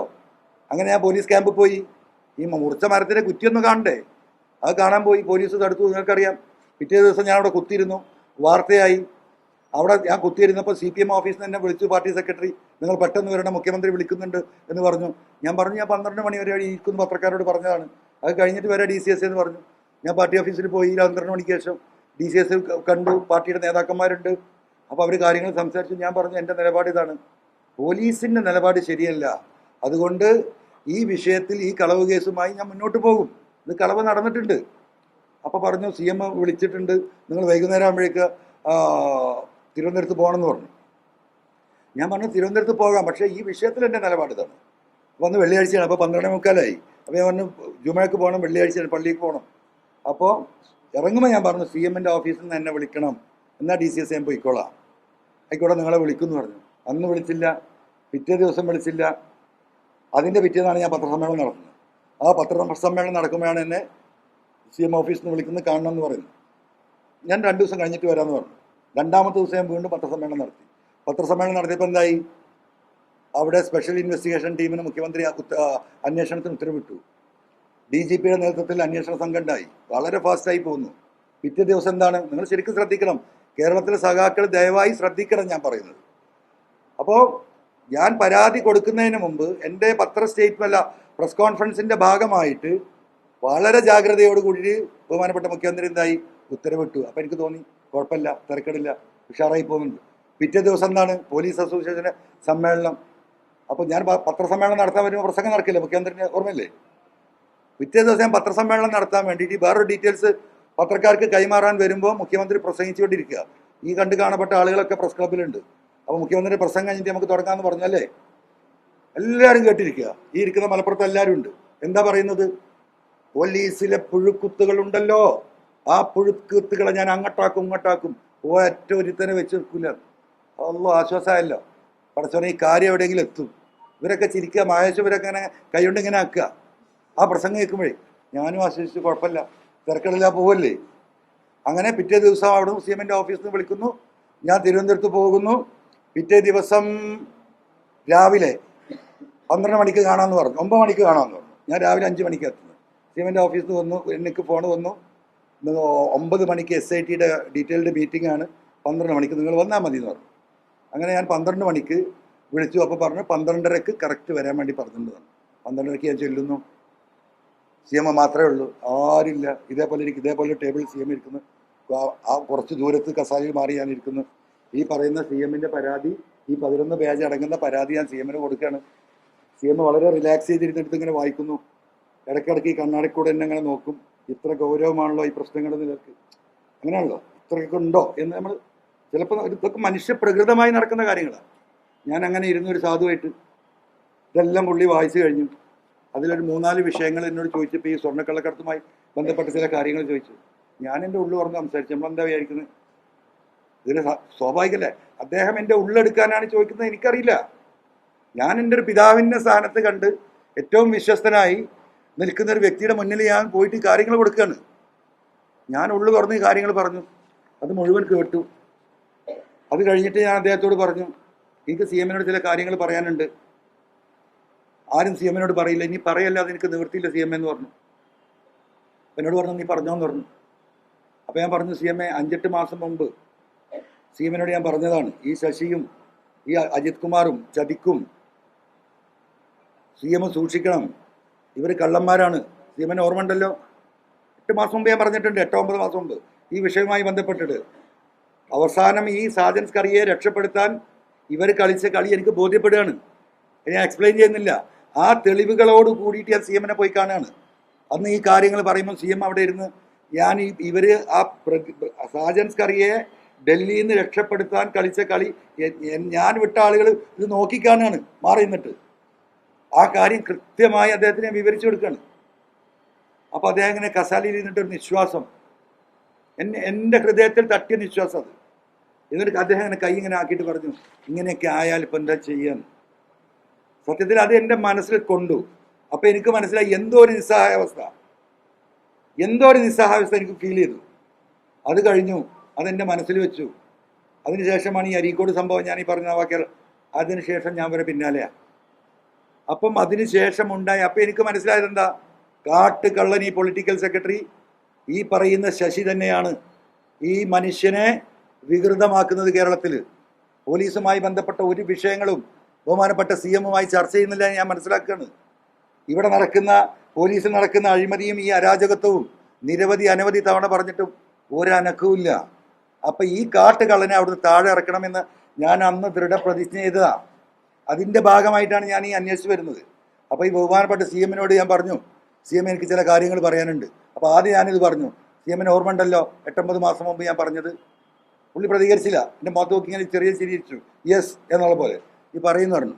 അപ്പോൾ ഞാൻ പറഞ്ഞു, CM 2021 ഈ ഗവൺമെൻറ് രണ്ടാമത്തെ അധികാരത്തിൽ വരുന്നത് CM-ന്റെ വ്യക്തിപ്രഭാവം കൊണ്ട് പ്രവർത്തനം കൊണ്ടാണ്. ഞാനടക്കം CM-ന്റെ വോട്ടിലാണ് ജയിച്ചതെന്ന് ഞാൻ വിശ്വസിക്കുന്നതാണ്. CM-എ നിങ്ങൾ കേരളത്തിലെ കത്തിജ്വലിച്ചിരിക്കുന്ന ഒരു സൂര്യനായിരുന്നു. അത്ര ഇഷ്ടമായിരുന്നു ജനങ്ങൾക്ക്. പക്ഷെ CM അറിയില്ല, ആ സൂര്യൻ കെട്ടുപോയിട്ടുണ്ട്. ആ സൂര്യൻ കെട്ടുപോയി കേരളീയ പൊതുസമൂഹത്തിൽ. ഞാൻ പറയാണ് ആത്മാർത്ഥമായിട്ട്, നെഞ്ച് തട്ടിയിട്ട് ഞാൻ പറയുന്നത്. ആ CM-ന്റെ ഗ്രാഫ് ആ 100-ൽ നിന്ന് 0-ലേക്ക് ഇറങ്ങിയിട്ടുണ്ട്. നാട്ടിൽ നടക്കുന്നത് CM അറിയില്ല. CM-എ ആ 0-ൽ നിന്ന് അത് തിരിച്ചു കയറിയിട്ടുണ്ട്. CM-എ 25-30% കേരളത്തിലെ സാധാരണക്കാരായ മനുഷ്യർക്കും കമ്മ്യൂണിസ്റ്റുകാർക്കും CM-നോട് വെറുപ്പാണ്. ഞാൻ പറഞ്ഞ സ്റ്റേറ്റ്മെൻറ്റാ, കേട്ടിരിക്കുകയാണ് CM. എന്നിട്ട് ഞാൻ കൈ നീട്ടി ഇങ്ങനെ ആ സംസാരത്തിനിടയിൽ. ശശി ഇരിക്കുന്ന ആ ക്യാബിന് അപ്പുറത്താണ്. ഇതിന് മുഴുവൻ കാരണക്കാരൻ അവനാണ് CM. ഇനി അവനെ വിശ്വസിക്കാൻ ഞാൻ പറയാണ്. ഇതെല്ലാം ഈ മനുഷ്യൻ വളരെ എന്താ പറയുക സൗഹൃദം കേട്ടിരിക്കുകയാണ്. അപ്പോഴേക്കെന്താ എനിക്ക് തൊണ്ടയിടറി, എനിക്ക് പിന്നെ സംസാരിക്കാൻ കഴിയാതായി, കണ്ണെന്ന് വെള്ളം വന്നു. കാരണം ഞാൻ അങ്ങനെ ഒരു ഫീലിങ്ങിൽ, അങ്ങനെയല്ലേ നമ്മളിത് ധരിച്ചു വെച്ചത്. ഈ 8 വർഷം ആ മനുഷ്യനെ സ്നേഹിച്ചത്. അദ്ദേഹം ഒരു തികഞ്ഞ സെക്യുലറിസ്റ്റും ഏറ്റവും നല്ല എന്താ ഒരു കമ്മ്യൂണിസ്റ്റും ഒരു അഴിമതിയും തൊട്ട് തീണ്ടാത്തൊരു മനുഷ്യനുമാണ് എന്ന ഉറച്ച വിശ്വാസത്തിൽ എൻ്റെ പിതാവിനെ പോലെ ഞാൻ സ്നേഹിച്ചൊരു മനുഷ്യനാണ്. സ്വാഭാവികമാണ് നമ്മൾ ഹൃദയം പൊട്ടിപ്പോവും. ഞാൻ കരഞ്ഞു അവിടുന്ന്. അപ്പോൾ പിന്നെ എനിക്ക് രണ്ടാമത് തിരിച്ചു വരാൻ കുറച്ച് സമയമെടുത്തു. 3-4 മിനിറ്റ് ഞാൻ ഇരുന്നു. കാരണം എനിക്ക് എൻ്റെ കണ്ണ് നനഞ്ഞ അപ്പം ചോരക്കട്ടയാവും എൻ്റെ കണ്ണ്. പുറത്ത് ആളുകൾ നിൽക്കുകയാണ്. എനിക്ക് CM-ന്റെ ക്യാബിൽ നിന്ന് പുറത്ത് കിടക്കാൻ മാർഗ്ഗമില്ല. അവിടെ ഇരുന്ന് ഞാൻ കണ്ണൊക്കെ തുടച്ച് ഒന്ന് ശാന്തമായി ഒരു 3 മിനിറ്റ് എടുത്തിട്ടുണ്ടാവും. അതിനുശേഷം ഞാൻ പറഞ്ഞു CM-നോട്, CM-എ ഈ അജിത് കുമാർ ഈ അന്വേഷണത്തിൽ ഉണ്ടായാൽ ഈ കേസിൽ വലിയ പ്രയാസം വരും. CM-എ അയാളൊന്ന് മാറ്റി നിർത്തിക്കൂടെ? അതൊരു ബുദ്ധിമുട്ടാണല്ലോ. അയാളുടെ സ്വഭാവം ഇപ്പോൾ ഈ വായിച്ചപ്പോൾ തന്നെ CM-ന് മനസ്സിലായതല്ലോ. അപ്പോൾ CM എന്നോട് പറഞ്ഞു അതിന് DGP ഉണ്ടല്ലോ എന്ന് പറഞ്ഞു. അപ്പോൾ ഞാൻ പറഞ്ഞു DGP ആൾ സാധുവല്ലേ CM-എ, ഇത് എവിടെയെങ്കിലും എത്തുമോ? അപ്പോൾ CM നമുക്ക് നോക്കാം എന്ന് പറഞ്ഞു. അപ്പോഴും ഞാൻ എന്താ വിചാരിക്കുന്നത്, ഇയാൾ വളരെ എന്താ പറയുക സത്യസന്ധമായിട്ടുള്ള സ്റ്റാൻഡാണ്. അപ്പോൾ ഞാൻ അവിടുന്ന് ഇറങ്ങുമ്പോൾ ഞാൻ CM-നോട് ചോദിച്ചു, CM-എ പുറത്ത് പത്രക്കാരുണ്ട്, ഞാൻ ഇന്നലെ മുതൽ അവരെ കണ്ടിട്ടില്ല, ഇറങ്ങിയാൽ അവരോട് എന്തെങ്കിലും പറയേണ്ടി വരും, അപ്പോൾ എന്താ ചെയ്യാന്ന് ചോദിച്ചു. അതിനെന്താ നിങ്ങൾ പറഞ്ഞു. നിങ്ങൾ സൂക്ഷിച്ച് പറയണമെന്നും കൂടി പറഞ്ഞില്ല, അല്ലെങ്കിൽ ഒന്ന് കരുതി പറയണമെന്ന് പറഞ്ഞില്ല. അപ്പോൾ എന്താ, അപ്പം എനിക്ക് വീണ്ടും ആവേശമായി. കാരണം CM അത്രയും സപ്പോർട്ടല്ലേ. അങ്ങനെ ഞാൻ വരുന്നു, പിറ്റേന്ന് പത്രസമ്മേളനം നടത്തുന്നു. അല്ല, അന്ന് ഇറങ്ങിക്കഴിഞ്ഞിട്ട് ഞാൻ മുങ്ങി എലി പൂച്ച എന്നൊക്കെ പറഞ്ഞ സമയം. അപ്പോൾ ഞാൻ ശാന്തമായിരുന്നു സത്യത്തിൽ. കാരണം CM-ന്റെ ആ പെരുമാറ്റത്തിൽ ഞാൻ ഫുള്ളി സാറ്റിസ്ഫൈഡ് ആയിരുന്നു. അത് കഴിഞ്ഞ് പിറ്റേന്ന് മാഷെ കാണുന്നു. മാഷെ കണ്ടിറങ്ങിയപ്പോൾ ഞാൻ കുറച്ച് രൂക്ഷമായി സംസാരിച്ചു. അത് നിങ്ങൾ എലി പൂച്ച പട്ടി എന്ന് പറഞ്ഞതിൻ്റെ ആ ഒരു ആക്ഷനാണ് സത്യത്തിൽ എന്ത് വന്നത്. മാഷിക്ക് പോയി കണ്ട് പ്രസ്ഥാനം നടത്തിയെന്ന് പറഞ്ഞല്ല, അതൊരു വാസ്തവ. ദയവായി നിങ്ങളത് മനസ്സിലാക്കുക. അത് കഴിഞ്ഞ് ഞാൻ പോരുന്നു. ഞാൻ ഇടവണ്ണ രാത്രി 10 മണി 9 മണിക്ക് എത്തുമ്പോൾ വിവരം വരുന്നു, എന്താണ് സുജിത്താസിനെ സസ്പെൻഡ് ചെയ്തു. ആഹാ, PV അൻവർ സിന്ദാബാദ്. ഞാൻ തന്നെ വിളിക്കുക, PV അൻവർ സിന്ദാബാദ്. അങ്ങനെ പോകുന്നു, വീട്ടിൽ പോയി കിടന്നുറങ്ങുന്നു. അതിൻ്റെ പിറ്റേന്ന് അപ്പോഴേക്ക് പാർട്ടി ലീഡേഴ്സ് വിളിക്കുന്നു. ഇപ്പോൾ കണ്ടില്ലേ, സ്ട്രോങ് ആയ ആക്ഷനാണ്. അപ്പോൾ എനിക്ക് തോന്നി സ്ട്രോങ് ആയ ആക്ഷനാണ്. അത് കഴിഞ്ഞ് അപ്പോൾ അതിൻ്റെ ഇടയിൽ നിങ്ങൾ ആരോ വിളിച്ച് ചോദിച്ചു സന്തോഷമായോ? നമ്മൾ സന്തോഷമായിട്ടില്ല, ആശ്വാസമായി എന്ന് പറഞ്ഞു. എനിക്ക് അപ്പോഴും സന്തോഷമായിട്ടില്ല. എനിക്കെന്തോ ഒരു സാധനം അപ്പോഴും എൻ്റെ എപ്പോഴും ഇങ്ങനെ കിടന്നിട്ട് മാന്തുന്നുണ്ട്. എനിക്കത് മനസ്സിലാവണം എന്താണ്. അത് കഴിഞ്ഞ് രണ്ടാമത്തെ ദിവസം എന്തായി, ഈ ശശിധരൻ മലപ്പുറം SP-നെ മാറ്റുന്നു, 3-4 DSP-മാരെ മാറ്റുന്നു. ഈ PV അൻവറിൻ്റെ ശേഷി കേരളത്തിലെ പോലീസ് ഭരിക്കുന്നത് PV അൻവർ സിന്ദാബാദ്. ഇതാണ് ഇവിടെ പറഞ്ഞിരുന്നത്. അപ്പോഴും എനിക്കിത് ഉള്ളിൽ തട്ടണില്ല. എനിക്ക് സംവെയർ ഈസ് റോങ്. അപ്പോൾ ഞാനിങ്ങനെ ഒബ്സർവ് ചെയ്യും. അപ്പോഴേക്ക് ഞാൻ തിരുവനന്തപുരത്ത് എത്തുമ്പോഴേക്ക് എന്തുവാന്ന് IG വരുന്നു, 9 മണിക്കൂർ മൊഴിയെടുക്കുന്നു, വിശാലമായി കാര്യങ്ങൾ കേൾക്കുന്നു, ഇതെല്ലാം നടക്കുന്നു. ഈ പറഞ്ഞ പോലെ ഈ 3 ആക്ഷൻ നടക്കുന്നു, DSP-മാരെ മാറ്റുന്നു. അതിനിടയിൽ എനിക്ക് ഫോൺ വരുന്നു, മലപ്പുറത്തെ SP-ൻ്റെ ഏതെങ്കിലും പേരുണ്ടെങ്കിൽ പറയണം. എന്തോ പടച്ചോൻ്റെ ഇതിന് എനിക്ക് തോന്നി ഒരു പേര് പറയേണ്ടതെന്ന്. ഞാൻ പറഞ്ഞു അത് നല്ല ആരെങ്കിലും വെച്ചോന്ന് പറഞ്ഞു. അപ്പം ഇങ്ങനെ അൻവർ വലുതാവില്ലേ നിങ്ങളെ കണക്കിൽ. പക്ഷേ എൻ്റെ 6th സെൻസ് വർക്ക് ചെയ്യുന്ന വേറെ വഴിക്കാം. എന്തുകൊണ്ട് ഇത്ര വലിയൊരു ആക്ഷൻ? അപ്പം എൻ്റെ കണ്ണ് മുഴുവൻ കേസന്വേഷണത്തേക്കാണ് പോകുന്നത്. അപ്പം ഇങ്ങനെ അങ്ങോട്ട് ചെയ്ത് ഞാൻ ഹാപ്പി ആവുമല്ലോ. കാറിലൊക്കെ പോകുമ്പോൾ അങ്ങനെ സഖാക്കളോ എന്തൊക്കെ ഭയങ്കര സ്വാധീനമാണ്, പത്രക്കാരും ആയേഷൊക്കെ. കാര്യം എന്തായാലും അൻവർക്ക് ആ സംഗതി ഉഷാറായല്ലോ, ഇങ്ങനെ വരുമല്ലോ. അപ്പം ഞാൻ അങ്ങനെ കയറുമല്ലോ, ഇതാണ് ഉദ്ദേശിച്ചത്. പക്ഷെ ഞാൻ കയറിയില്ല, ഞാൻ എങ്ങോട്ടും കയറിയില്ല. എനിക്കിതെല്ലാം കൂടെ ഒരു പിടി കിട്ടണില്ല. ഇത്ര പെട്ടെന്ന് ഇങ്ങനെയൊക്കെ ഒരു മാറ്റം വരുമോ? ഞാൻ ഭയങ്കര ഒബ്സർവേഷനില്ല. ഞാൻ കേസ് പരിശോധിച്ച് നോക്കുമ്പോൾ കേസന്വേഷണം നടന്ന് നീങ്ങുന്നില്ല. അപ്പോൾ അറിഞ്ഞു ഇങ്ങനെ ഈ എന്താ പറയുക മരമുറി. അപ്പോൾ ഈ മരം എടുത്ത ഈ സാധുവിനെ 10-70 വയസ്സിലെ കുഞ്ഞാമാക്ക വേറെ ആളെ വിട്ടിയാണ്. അയാളെ ഫോണിൽ നിന്ന് എന്നെ വിളിച്ചു. അപ്പോൾ പുള്ളി പറഞ്ഞു, പൊന്നാര മനെ നിങ്ങൾ പറയുന്നതൊക്കെ ഫോണിലൊക്കെ ടി വിയിലൊക്കെ കാണുന്നുണ്ട്, ഏതായാലും കാക്കാൻ്റെ കുട്ടി ശ്രദ്ധിക്കണം കേട്ടോ, ഇതൊന്നും ഒരു നല്ല കോലത്തിലല്ലേ പോകണമെന്ന് പറഞ്ഞു. അപ്പോൾ എന്താ കുഞ്ഞാമാക്ക് വെച്ച്, അല്ല ഇങ്ങനെ വന്ന് 2 ദിവസം ആരൊക്കെ വന്ന് സ്പെഷ്യൽ ബ്രാഞ്ചാണ് SSP ആണെന്നൊക്കെ പറഞ്ഞു. എൻ്റെ അടുത്ത് സ്റ്റേറ്റ്മെൻ്റ് എടുത്ത് പോയി SP ഓഫീസിൽ 2 ദിവസം കഴിഞ്ഞിട്ട് എല്ലാം പറഞ്ഞു. 9 മണിക്ക് ഞാൻ ചെന്നു, ഉച്ച വരെ അവിടെ ഇരുന്നു. നിങ്ങൾ ചോറിന്ന് വന്നോളി പറഞ്ഞു. ചോറിന്ന് വന്നു. 4 മണിക്ക് സ്റ്റേറ്റ്മെൻ്റ് എടുത്ത്. അപ്പോൾ ഇങ്ങനെ ഈ കാര്യങ്ങളൊക്കെ മൂപ്പർക്ക് അറിവില്ല എന്ന് ഓർമ്മയുള്ള കാര്യങ്ങളൊക്കെ പറഞ്ഞു. പിന്നെ ഒരു ഫോട്ടോ കാണിച്ച് ഈ മരക്കുറ്റി ഒരു എനിക്ക് പറ്റില്ല ആ വിഷയം പറഞ്ഞു. അങ്ങനെ അപ്പം ഈ അന്വേഷണങ്ങൾ സംശയാസ്പദമായി. അപ്പം എനിക്ക് മനസ്സിലായി എന്നെ സൈസാക്കാനുള്ള പോക്കാണ് ഈ പോകുന്നത്. അപ്പം എന്നെ ബന്ധപ്പെടുന്ന നേതാക്കന്മാർ പിന്നെയും പറയും, എന്ത് പത്രസമ്മേളനം നിർത്തിയെന്ന്, നിങ്ങൾ പറഞ്ഞൊക്കെ നടന്നില്ലേന്ന്, പത്രസമ്മേളനം നിർത്തി ഇങ്ങനെ പറയും. അപ്പം ഇത് എനിക്ക് മനസ്സിലായപ്പോഴാണ് ഞാൻ ഇത്ര ശക്തമായി പ്രഷർ ഇട്ടുകൊണ്ട് പത്രസമ്മേളനം നടത്തിയത്. ഇതിലൊരു കള്ളനുണ്ടെങ്കിൽ ആ കള്ളൻ പുറത്തിയാടണം. എനിക്ക് ഈ പറയുന്ന കുറേ DYSPമാരെയും SP-മാരെയും മറ്റവൻ്റെ കാലിൽ തൂങ്ങാനില്ലല്ലോ സുജിത്ദാസ്, ഇതെല്ലാം കൂടെ എനിക്ക് ഭയങ്കര സ്വാധീനമില്ലേ. എനിക്കിങ്ങനെ ആഘോഷിച്ച് ഭരിച്ചൂടെ. ഞാൻ അപ്പോൾ ഈ പാവപ്പെട്ട സഖാക്കളെ കുറിച്ച് ആലോചിച്ച് ഇതിലൊരു കള്ളക്കളി ഉണ്ടല്ലോ, എനിക്ക് സുഖമായിരുന്നു. എനിക്കിപ്പോൾ ഈ ദുരന്തങ്ങളൊക്കെ പാടെ ഏറ്റെടുക്കേണ്ട കാര്യമില്ല. ഞാൻ അപ്പോഴും പാർട്ടിയെ ആലോചിച്ച്, ഇവിടുത്തെ ന്യൂനപക്ഷങ്ങളെ ആലോചിച്ചത്, ഈ പോലീസിൻ്റെ കള്ളക്കളിയെക്കുറിച്ച് ആലോചിച്ചത്. ഞാൻ തൃപ്തനായില്ല. അപ്പോഴും എൻ്റെ ഉപബോധ മനസ്സെന്നോട് മന്ത്രിച്ചുകൊണ്ടിരിക്കുക പ്രശ്നങ്ങളുണ്ട് എന്ന്. അതിലാണ് നിരന്തരമായി ഞാൻ പത്രസമ്മേളനം നടത്തിയത്. ആ പൂച്ച ഛർദിച്ചോ ഇത് നിങ്ങൾ കേട്ടില്ലേ? എന്തായി? ഈ കാര്യങ്ങൾ ഉന്നയിച്ച PV Anwar, ഇനി PV Anwar നിലക്ക് നിർത്താൻ യാതൊരു മാർഗ്ഗമില്ല. അതിനുള്ള വേറെ കാര്യം കേട്ടോ, എനിക്ക് സംശയമാണ് വേറൊരു കാര്യം. ഇതൊക്കെ അന്വേഷിച്ച് കണ്ടെത്തേണ്ട കാര്യങ്ങളാണ്. അതിൻ്റെ ഇടയിൽ 4 ഡോക്യുമെൻ്റ് ഞാൻ ബഹുമാനപ്പെട്ട DGP കൊടുത്തിരുന്നു. എന്താ ഡോക്യുമെൻ്റ്? ഈ അജിത് കുമാർ കോടിക്കണക്കിന് രൂപക്ക് വാങ്ങിയ പ്രോപ്പർട്ടിയുടെ ഡീറ്റെയിൽസ്. അതിലൊരു ഇഞ്ച് മാറാൻ കഴിയില്ല. അന്വേഷിക്കണ്ട, ഡോക്യുമെൻ്റ് മാത്രം നോക്കിയാൽ മതി. ഇപ്പോൾ ഞാൻ നിങ്ങൾക്ക് തരാൻ പോകുന്ന മറ്റേ ഡോക്യുമെൻ്റ്. അപ്പോൾ ഇതിങ്ങനെ നോക്കുമ്പോൾ ഈ അന്വേഷണം നടക്കുന്നത് പിന്നെ കാണുന്ന എന്താ, വിജിലൻസ് അന്വേഷണത്തിന് 6 മാസം സമയം കൊടുത്തു. അപ്പം എനിക്ക് കംപ്ലീറ്റ് ആയി. കാരണം ഇത് എവിഡൻ്റാണ്. ഇതിന് 4 ദിവസം മതി. തിരുവനന്തപുരം അങ്ങാടിയിലെ ഈ പറയുന്ന സെക്രട്ടേറിയറ്റിൻ്റെ ചുറ്റുമാണ് ഈ സ്ഥലങ്ങൾ. അതിൻ്റെ ഡോക്യുമെൻ്റാണ് കൊടുത്തിട്ടുള്ളത്. ആ സ്പോട്ടിൽ സസ്പെൻഡ് ചെയ്യുക, സ്പോട്ടിൽ. അതും കൂടെ ചെയ്യാതായപ്പോൾ എന്തായി, എനിക്ക് ഉറപ്പായി. ഇനിയിപ്പോൾ ഈ 2 ഡോക്യുമെൻ്റ്, നമുക്ക് ഡോക്യുമെൻ്റ് കിട്ടിയിട്ടില്ല, പത്രക്കാർക്ക് തരാനുള്ളതാണ്. നിങ്ങളിത് മനസ്സിലാക്കണം. ഈ ചങ്ങാതി, ഈ എന്താ പറയുക, മഹാനായ സത്യസന്ധനായ ഏറ്റവും നല്ല ആത്മാർത്ഥതയുള്ള അന്വേഷണ ഉദ്യോഗസ്ഥനായ മാതൃകാപരമായി പ്രവർത്തിക്കുന്ന ചങ്ങാതി ഈ സാധനം വാങ്ങിയിട്ട് നിങ്ങൾ മനസ്സിലാക്കണം. ഈ 33,80,017 റുപ്യ ഒരു പൈസൻ്റെ ചെക്കില്ല, ക്യാഷ്. 33,80,100 റുപ്യ അജിത് കുമാർ പൈസ കൊടുക്കുക. ഒരിക്കലും നടക്കാൻ പാടില്ലാത്ത ഡോക്യുമെൻ്റാ. അജിത് കുമാർ ആയതുകൊണ്ടാണ്. ഇവിടെയാണ് അധികാര ദുർവിനിയോഗം. ഇതിനൊന്നെ ഡിസ്മിസ് ചെയ്യപ്പം, മനസ്സിലായോ? ഈ ഡോക്യുമെൻ്റ് വാങ്ങുന്നു, 10 ദിവസം കൊണ്ട് എല്ലാ പേപ്പറും കിട്ടുന്നു, അത് കഴിയുന്നു. പിന്നെന്താ ചെയ്തത്? 10ാമത്തെ ദിവസം 2016 ഫെബ്രുവരി 29-ന് 19-ാം തീയതി വാങ്ങുന്നു, 29-ാം തീയതിക്ക് വെക്കുന്നു. എത്രക്കാ? 65 ലക്ഷം രൂപയ്ക്ക് ഫുള്ള് പൈസ. Received 65 lakhs cash. ഈ സാധന കൊടുത്തത് DGPക്ക്. ഇവനെയാണ് ബഹുമാനപ്പെട്ട മുഖ്യമന്ത്രി താലോലിച്ച് താലത്തിൽ വെച്ച് നടക്കുന്നത്.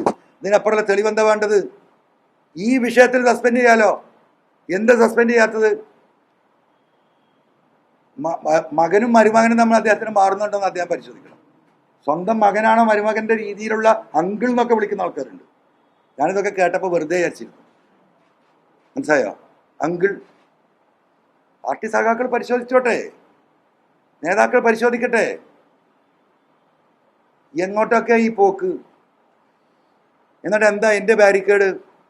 Party line. പ്രിയപ്പെട്ട സഖാക്കൾ, എന്താണ് ഈ പാർട്ടി? നമുക്ക് അതൊന്ന് പറയാം.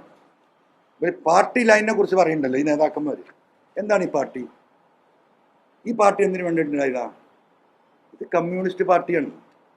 ഈ നാട്ടിലെ സാധാരണക്കാർക്കും പാവങ്ങൾക്കും തൊഴിലാളികൾക്കും കഷ്ടപ്പെടുന്നവർക്കും നീതി നിഷേധിക്കുന്നവർക്കും വേണ്ടിയിട്ടുള്ള പോരാട്ടം നടത്തി അവരെ നീതി ഉറപ്പുവരുത്തി കൊടുക്കാനും സമൂഹത്തിലെ അവരുടെ പിന്നോക്കാവസ്ഥ മാറ്റി സമൂഹത്തിൻ്റെ ഉയർച്ചയിലേക്ക് കൊണ്ടുവരിക, അതാണ് കമ്മ്യൂണിസ്റ്റ് പാർട്ടിയുടെ അടിസ്ഥാനപരമായ തത്വം.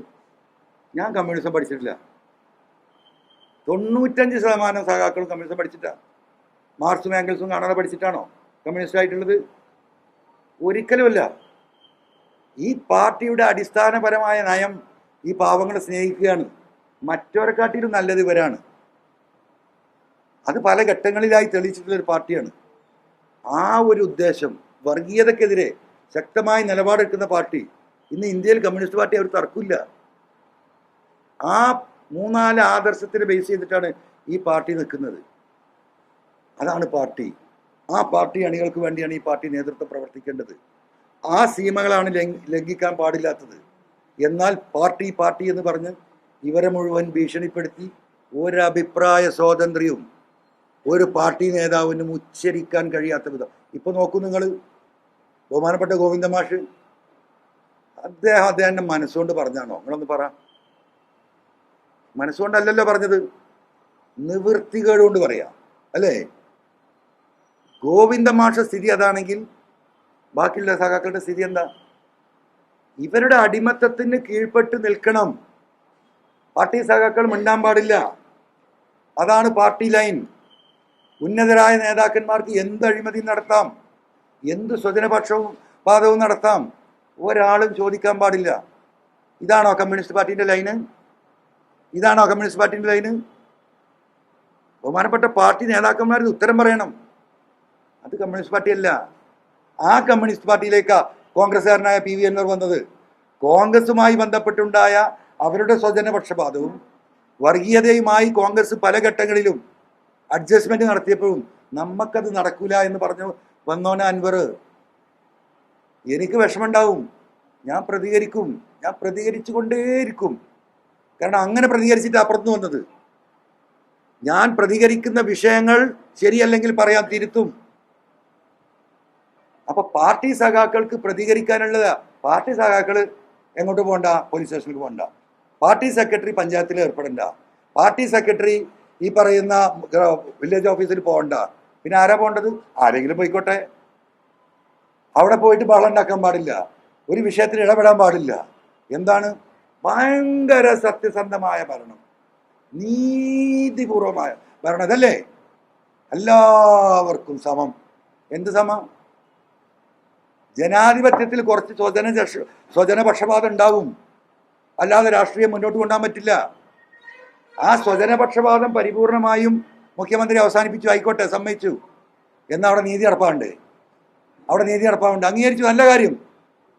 അവിടെ മാർക്സിസ്റ്റുകാരനാണ് 2 കൊടുക്കുക. ഓട്ടോറിക്ഷ ഓടി വരുന്നവൻ CITയുടെ ബോർഡ് ഉണ്ടെങ്കിൽ 500 രൂപയാണ് സാധാരണ ഫൈനാണെങ്കിൽ 1000. എത്ര സഖാക്കൾ വന്ന് പറഞ്ഞിട്ടുണ്ട്? വേട്ടയാട കമ്മ്യൂണിസ്റ്റുകാരെ കേരളത്തിൽ ഉടനീളം. എന്താ ഇവർക്കാർക്കും കണ്ണ് നിറയുന്നില്ലേ? എന്താ ഈ പാർട്ടി ലീഡർഷിപ്പ് ഏറ്റെടുക്കാത്തത്?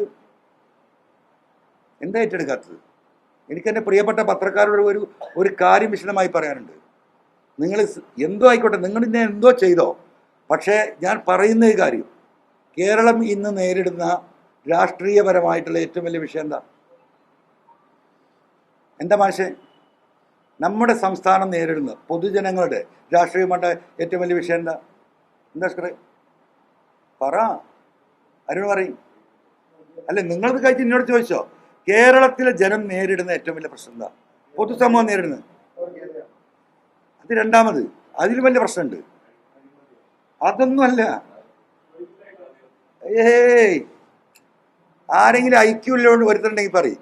കേരളത്തിലെ പൊതുസമൂഹം നേരിടുന്ന ഏറ്റവും വലിയ ഭയാനകമായ ഒരു വിഷയമുണ്ട്. അതിന്റെ ഏറ്റവും വലിയ തെളിവുകളാണിത്. ഞാൻ പറയാം, സമയം കളയണ്ട. എന്താണ്? അതൊന്നുമല്ല, അതൊക്കെ നമുക്ക് മാനേജ് ചെയ്യാം. ഇവിടുത്തെ ഏറ്റവും വലിയ പ്രശ്നം എന്താ പറയുക? നമ്മൾ ഒരു ഇന്ത്യയിലെ ആധാർ സംസ്ഥാനത്തുണ്ടെന്ന് പറഞ്ഞു. ഞാനിത് പരിശോധിച്ചു. തമിഴ്നാട്ടിൽ, കർണാടക, മഹാരാഷ്ട്ര, ഇവിടെയൊക്കെ നമുക്ക് കുറേ ബന്ധങ്ങളുണ്ട്. ഹൈദരാബാദ്, ആന്ധ്ര, ഡൽഹി, നമ്മുടെ സുഹൃത്തുക്കളും ബന്ധുക്കളും നമുക്ക് ആക്സസിബിൾ ആയിട്ടുള്ള ആളുകളടുത്തൊക്കെ അന്വേഷിച്ചപ്പം ഇല്ലാത്തൊരു കാര്യം കേരളത്തിൽ എന്താ പറയുക? നിങ്ങളിത് റിപ്പോർട്ട് ചെയ്യേണ്ട കാര്യമാണ്.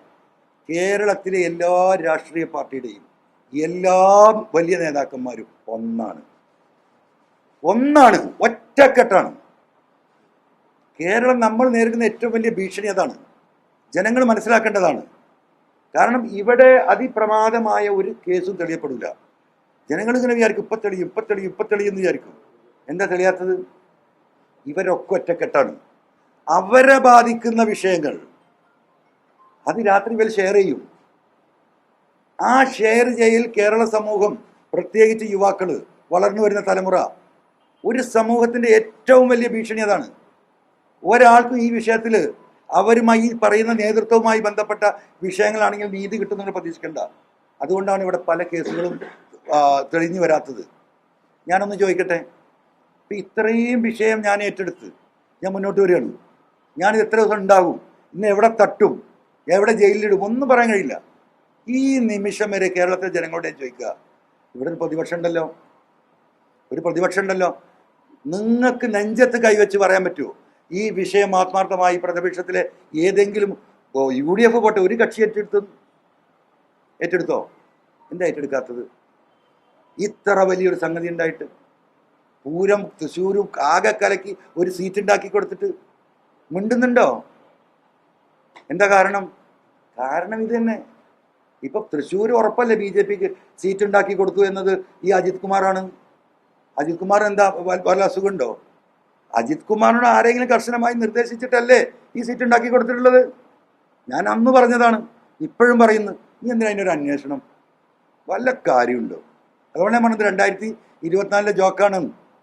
അതുകൊണ്ട് ഇതൊന്നും ഇവരാരും ഏറ്റെടുക്കില്ല. ലീഗ് സമുദായത്തിന് വേണ്ടി സംസാരിക്കണം. ആയിക്കോട്ടെ, എന്താണ് സമുദായത്തിന് വേണ്ടി ലീഗ് ചെയ്യണത്? എന്താ ചെയ്തിരിക്കുന്നത്? മഹാനായ CH ബാഫക്കിത്തങ്ങളും ഈ പറയുന്ന ഉമർ ബാഫക്കിത്തങ്ങളും അവസാനമായിട്ട് അതിലെ കണ്ണിയായിരുന്നു ബഹുമാന്യനായ ശിഹാബ് തങ്ങളൊക്കെ ഉണ്ടായിരുന്നെന്ന് ഈ സമുദായത്തിന് വേണ്ടി ഒരുപാട് കാര്യങ്ങൾ ചെയ്തിട്ടുണ്ട്. ഒരു തർക്കവുമില്ല. സത്യസന്ധമായി ആത്മാർത്ഥമായി ആ വിഷയങ്ങളിൽ ഈ പറയുന്ന തലമുറ ലീഗിൽ ചെയ്തിട്ടുണ്ട്. ഇന്ന് വരെ പണി എന്താ? ഒരു വിഷയത്തിലും ഇടപെടില്ലല്ലോ. കുഞ്ഞാട്ടി സാഹിബ് ഇങ്ങനെ അല്ലേ, അപ്പുറത്ത് കഴിഞ്ഞാൽ ഒരു ഡയലോഗും ഇല്ല. അന്വേഷിക്കണം, പിടിക്കണം. എന്താണ് ഞാൻ ഈ പറഞ്ഞ നെക്സസ് എന്താ കോൺഗ്രസിന്റെ സ്ഥിതി? എന്താ കെ സുധാകരന്റെ അവസ്ഥ? എന്താ VD സതീശൻ എന്താ ഏറ്റെടുക്കാത്തത്? എല്ലാവർക്കും അത്യാവശ്യം അരയിലുണ്ട്, എടുത്താൽ പൊന്തൂല. മനസ്സിലായില്ലേ? അപ്പൊ ഇവരൊക്കെ ഒന്ന്, ജനങ്ങളോ വിഡ്ഢികള്. അപ്പൊ സഖാക്കളോ സഹിച്ചോളുക, മിണ്ടാൻ പറ്റൂല. എങ്ങോട്ടൊക്കെ കൊണ്ടുപോകുന്നു? എങ്ങോട്ടേക്കാണ് ഈ സ്റ്റേറ്റിനെ കൊണ്ടുപോകുന്നത്? പൊതുപ്രവർത്തകർക്ക് ഒന്നും ഇടപെടാൻ പാടില്ല. പോലീസിന് മാത്രമല്ല, 8 കൊല്ലത്തെ LDF ഭരണത്തിന്റെ ഏറ്റവും വലിയ സംഭാവന എന്താണെന്ന് ചോദിച്ചാൽ ഞാൻ പറയും, പൊതുപ്രവർത്തകർക്ക് ഒരു പൊതുവിഷയങ്ങളിലും ഇടപെടാനുള്ള എല്ലാ സ്വാതന്ത്ര്യത്തിനും ബഹുമാനപ്പെട്ട മുഖ്യമന്ത്രി കൂച്ചുവില കിട്ടു. ഉദ്യോഗസ്ഥ മേധാവിത്വം, ഉദ്യോഗസ്ഥ പ്രമാണിത്വം, അത് ഈ ഗവൺമെന്റിന്റെ 8 കൊല്ലത്തെ സംഭാവനയാ. ഞാൻ ഇവിടെയല്ല, പല ഘട്ടങ്ങളിൽ പാർട്ടിയിൽ പറഞ്ഞിട്ടുള്ളതാണ്. എന്തേ പുറത്ത് പറയുന്നല്ല ചോദ്യം. സഖാക്കൾ വളരെ ദേഷ്യപ്പെട്ട് പോസ്റ്റ് ഇടുന്നുണ്ട്. ഇത് പാർട്ടിയിൽ പറയേണ്ട കാര്യമില്ലേ? എൻ്റെ പ്രിയപ്പെട്ട സഖാക്കളെ, ഞാൻ ആ AKG സെന്ററിൽ കൊടുത്ത കാര്യങ്ങൾ ദയവായി നിങ്ങളൊന്ന് പരിശോധിക്കുക. ബഹുമാനപ്പെട്ട സെക്രട്ടറി ഒന്ന് പറയട്ടെ. പറയില്ല, നീ കിട്ടിയിട്ടില്ല എന്ന് പറയും. ഒരു ബൈൻഡ് ചെയ്യാ, മനസ്സിലായോ? ഒരു ബൈൻഡ്. നിങ്ങൾ സ്പീക്കർ ഓഫീസിൽ നിന്ന് അന്വേഷിക്കണം. ഏറ്റവും കൂടുതൽ ലെറ്റർ പാഡ് നിങ്ങൾക്ക് അടിക്കലെന്ന് പറയും. കാരണം നമ്മൾ എല്ലാ കാര്യത്തിനും ഇതിൽ നിന്നല്ല, നാടുമായി ബന്ധപ്പെട്ട് വരുന്ന അവിടുത്തെ എല്ലാ വിഷയത്തും ഡോക്യുമെന്റഡാ. പിന്നെ ഞാൻ എന്താ ചെയ്യേണ്ടത്? പ്രിയ സഖാക്കളെ, നിങ്ങളൊന്ന് ആലോചിക്കുക. ഞാൻ എന്ത് ചെയ്യും? ഞാനിതിൽ പങ്കാളിയാണോ? അതല്ലെങ്കിൽ ഈ മാറ്റി തന്ന SP-മാരെയും കാല് പിടിച്ച് 25 കൊല്ലം കൂടെ നിൽക്കുന്ന DGP-ന്റെ ഒക്കെ കൂടെ പോയിക്കൂടെ എനിക്ക്? ഇപ്പം ഞാൻ ആ കേസിൽ പ്രതിയാൻ പോവാണ്. വല്ല കാര്യമുണ്ടോ? ഈ പറയുന്ന പോലെ ഈ UDF-ന്റെ നേതാക്കന്മാരെപ്പോ ഇങ്ങനെ നിന്നാ പോരെ? കുറച്ചും കൂടി വിടർന്നൊക്കെയായിരുന്നു ഈ പോലീസുകാരെയൊക്കെ മാറ്റിയിട്ട്. ഞാൻ ഈ സമൂഹത്തിനോട് വഞ്ചന ചെയ്യാൻ തയ്യാറല്ല.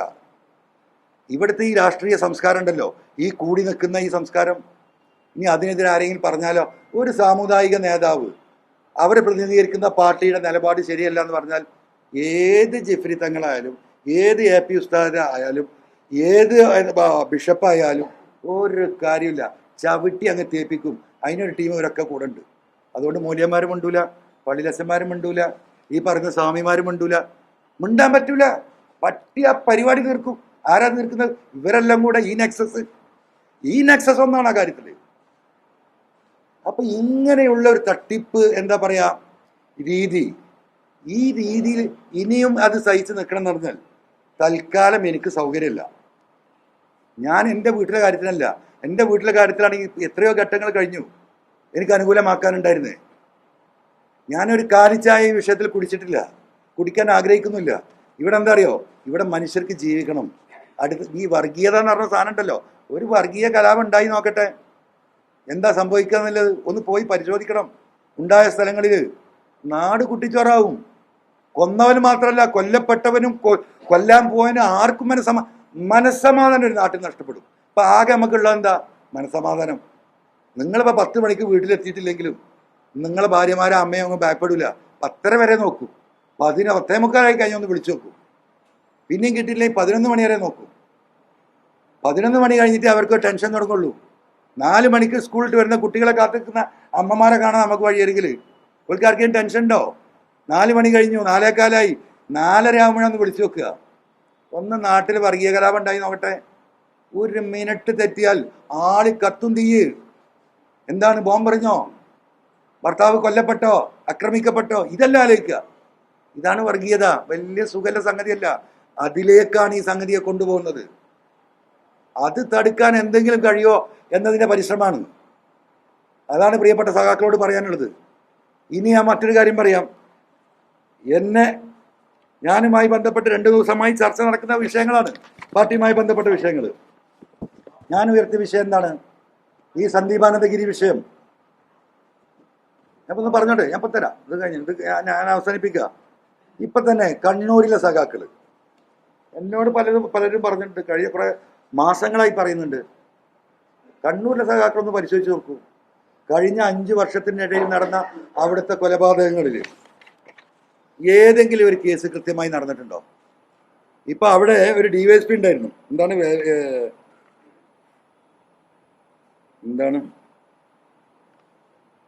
DYSP സുകുമാരൻ. സഖാക്കൾ പറയുന്നത് അവിടുത്തെ പ്രമാദമായ പല കേസും ഇദ്ദേഹത്തെ വിട്ടാണ് അന്വേഷിപ്പിച്ചിരുന്നത്. നിരപരാധികളെ ഒരുപാട് സഖാക്കളെ പ്രതികളാക്കിയിട്ടുണ്ട്. ഈ കക്ഷി ഇപ്പം 2 മാസം മുമ്പ് BJP ചേർന്നിട്ടുണ്ട്. ഇപ്പൊ തിരുവനന്തപുരത്ത് നടന്ന സന്ദീപാനന്ദഗിരി ഞാൻ എക്സ്പ്ലെയിൻ ചെയ്താണ്.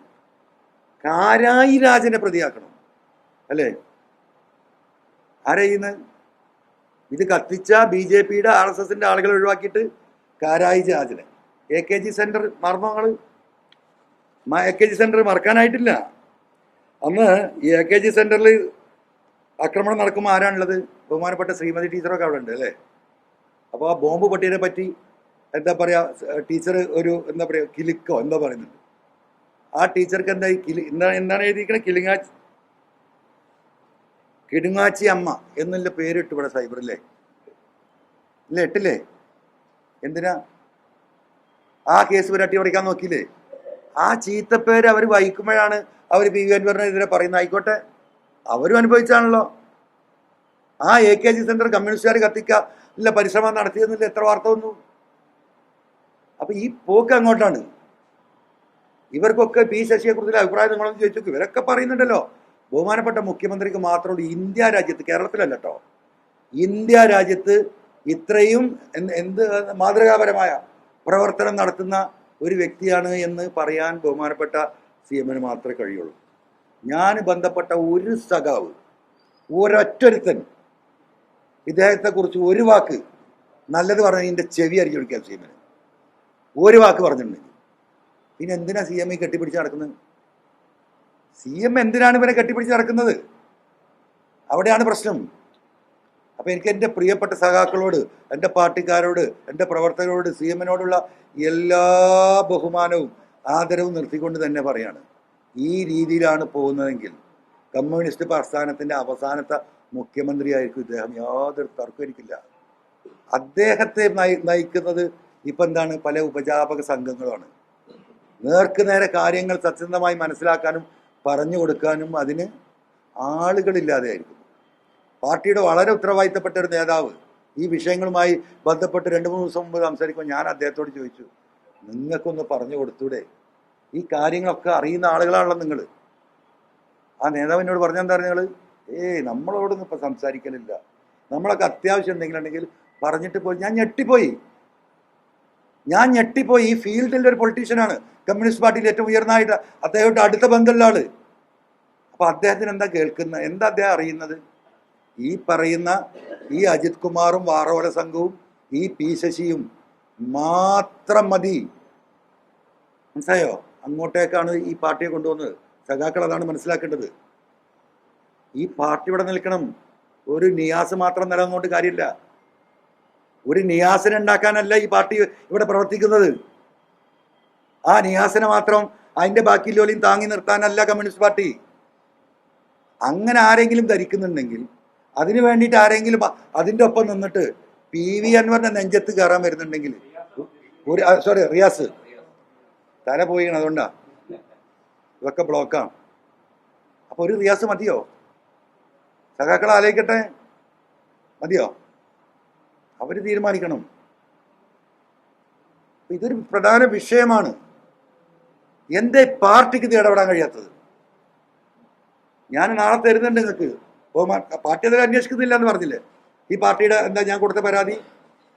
കേരളത്തിലെ എൻ്റെ പ്രിയപ്പെട്ട സഖാക്കൾക്ക് നാളെ ഞാൻ ആ കത്തിന്റെ കോപ്പി തരും. ഓരോ സഖാവും അതൊന്ന് വായിച്ച് പഠിക്കുക. എന്നിട്ട് നിങ്ങളത് സ്വയം അന്വേഷിക്കുക. അതിൽ കഴമ്പില്ല എന്ന് പാർട്ടി നേതൃത്വം പറഞ്ഞ കാര്യത്തിൽ കഴമ്പുണ്ടോ, വസ്തുതയുണ്ടോ എന്ന് പ്രിയപ്പെട്ട സഖാക്കൾ പരിശോധിക്കുക. എന്നിട്ട് നിങ്ങൾ കല്ലെറിഞ്ഞോ, കുഴപ്പമില്ല. എനിക്ക് എന്നെ കല്ലെറിയുന്ന സഖാക്കളോട് എനിക്ക് ഒരു വെറുപ്പില്ല. ആ സഖാക്കളോടൊപ്പം ആ സഖാക്കൾ തന്നെയാണ് ഈ വിഷയത്തിൽ എനിക്ക് പിന്തുണ വന്നത്. ഇന്നും എൻ്റെ പിൻബലം ആ മതേതരവാദികളായ ഈ നാട്ടിലെ സാധാരണക്കാർ ഇവിടെ ജീവിക്കണം, അവർക്കൊരു അത്താണിയാകണം, അതിന് കമ്മ്യൂണിസ്റ്റ് പാർട്ടി ഉണ്ടാകണമെന്ന് ആഗ്രഹിക്കുന്ന സഖാക്കൾ തന്നെയാണ് എനിക്ക് പിന്തുണന്നുള്ളത്. തെറ്റിദ്ധരിച്ച സഖാക്കളുണ്ടെങ്കിൽ പുത്തം വീട്ടിൽ ഷൗക്കത്തലിയുടെ മകൻ, പുത്തം വീട്ടിൽ അൻവർ, ഇതിൽ നിന്ന് എന്തെങ്കിലും എടുത്തു പോകാനോ ഇതുകൊണ്ട് പേരെടുക്കാനോ ഇതുകൊണ്ട് ആളാകാനോ ഞാൻ വന്നിട്ടില്ല. പ്രിയപ്പെട്ട സഖാക്കളെ, വന്നിരുന്നെങ്കിൽ ഈ പറഞ്ഞ ഘട്ടത്തിലൊക്കെ എപ്പോഴും എനിക്ക് എൻ്റെ കാര്യം നോക്കി പോകായിരുന്നു. ദയവായി നിങ്ങൾ അതെങ്കിലും മനസ്സിലാക്കുക. ഓ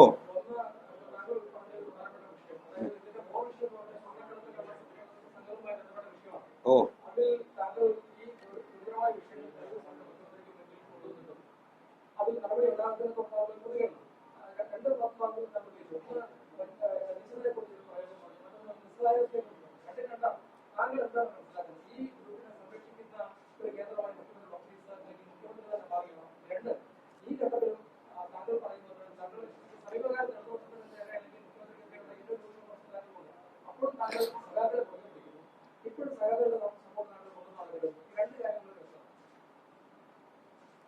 വളരെ വ്യക്തമാണ്. ഒന്നാമത്തെ കാര്യം, ഞാനിപ്പോൾ പറഞ്ഞു വെച്ച കുറച്ച് കാര്യങ്ങളുണ്ട്. ഞാൻ അതിൽ തന്നെ മുഖ്യമന്ത്രിക്ക് കൊടുത്ത കാര്യങ്ങളുമായി ബന്ധപ്പെട്ട് അതിൽ ഒതുങ്ങി നിൽക്കുകയാണ്. ഞാൻ മുഖ്യമന്ത്രിയുടെ ഓഫീസ് നിൽക്കുന്ന ഒരു അഗ്നിപർവ്വതത്തിൻ്റെ മുകളിലാണ് അക്കോർഡിംഗ് ടു മീ. ഞാൻ ഈ അന്വേഷണമായി പോയപ്പോൾ ഒരുപാട് കാര്യങ്ങൾ ഞാൻ അറിഞ്ഞിട്ടുണ്ട്. പക്ഷേ ഈ പാർട്ടിയെ തകർക്കാൻ ഞാൻ ഒരിക്കലും ഉദ്ദേശിക്കുന്നില്ല. കെട്ടവരുടെ കയ്യിൽ നിന്ന് നല്ലവരുടെ കയ്യിലേക്ക് എന്തെങ്കിലും ഈ പാർട്ടി തിരിച്ചു വന്നേക്കാം. അപ്പോൾ ഇതിൻ്റെ അടിവേര് വെട്ടാൻ PV അൻവർ തയ്യാറാവില്ല. ഞാൻ അറിഞ്ഞ വിവരങ്ങൾ ഈ നാട്ടിലേക്ക് ഷെയർ ചെയ്താൽ AKG സെൻറ്റർ പൊളിച്ച് സഖാക്കൾ ഓടേണ്ടി വരും. ഞാൻ ചെയ്യൂലപ്പോൾ. പക്ഷെ എൻ്റെ മേത്തേക്ക് എടുത്താലുണ്ടല്ലോ, എൻ്റെ ശരീരത്തിലേക്ക് എടുക്കാൻ, എന്നെ കള്ളക്കേസിൽ കൊടുക്കാനാണ് പരിപാടിയെങ്കിൽ, എന്നെ കൊല്ലാനാണ് പരിപാടിയെങ്കിൽ, അപ്പോൾ നമുക്ക് നോക്കാം. കാരണം ഞാൻ ഈ തെളിവും കീശി വെച്ച് നടക്കില്ല. എനിക്കറിയാം എൻ്റെ ശത്രുക്കൾ ആരൊക്കെയാണെന്ന്. അജിത് കുമാറിൻ്റെ ശേഷി എനിക്കറിയാം, അവൻ്റെ വിദേശത്തിൻ്റെ ശേഷി എനിക്കറിയാം, അന്യ സംസ്ഥാനങ്ങളിലെ ശേഷി എനിക്കറിയാം. അപ്പം അത് എവിടെയൊക്കെ എത്തിക്കണമോ എവിടെയൊക്കെ അത് വെക്കണോ ഞാൻ വെച്ചിട്ടുണ്ട്. ഞാൻ കാലിയായാലും തെളിവ് ഇങ്ങനെ വരും. മനസ്സിലായോ? അത് പോട്ടെ. അപ്പോൾ ഞാൻ പറഞ്ഞു വരുന്നത്, നിങ്ങളുടെ ചോദ്യം ബഹുമാനപ്പെട്ട മുഖ്യമന്ത്രിയുടെ ഓഫീസ് എന്താ ചോദിച്ചത്?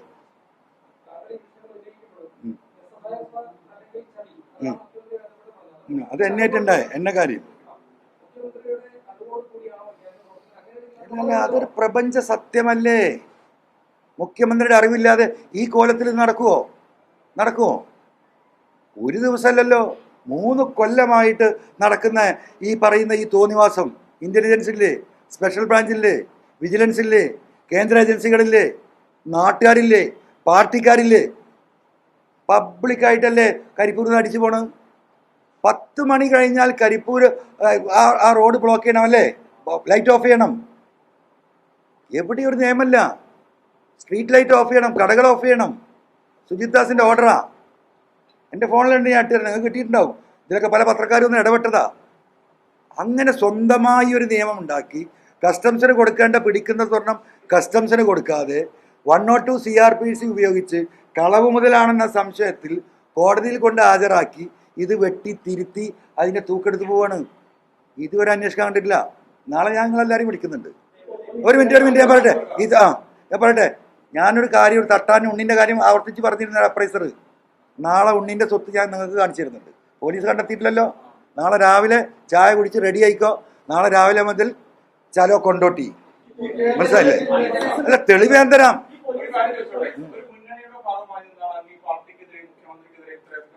ഞാൻ പാർട്ടിക്കെതിരല്ല പറയുന്നത്. ഞാൻ പാർട്ടി ഇത് എന്താ, what is party? You explain what is party, what you mean by party എന്ന് പറഞ്ഞേ. അല്ല പറയൂ, ചോദ്യം ചോദിച്ചാൽ പോരാ.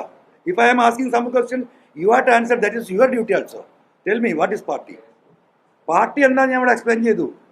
ആ പാർട്ടി എന്ന് പറയുന്നത് എൻ്റെ പാർട്ടി പ്രവർത്തകരാ. കമ്മ്യൂണിസ്റ്റ് പാർട്ടി എന്ന് പറയുന്നത്, പാർട്ടി എന്ന് പറഞ്ഞ പാർട്ടി സഖാക്കളാണ്.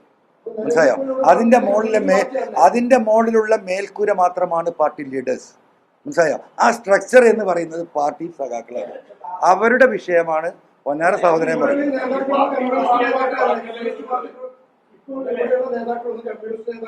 സൂപ്പർ നേതാക്കളാണ്, പക്ഷെ കാലിൽ ചെങ്ങലുണ്ട്, ഉച്ചുവലം കാണും.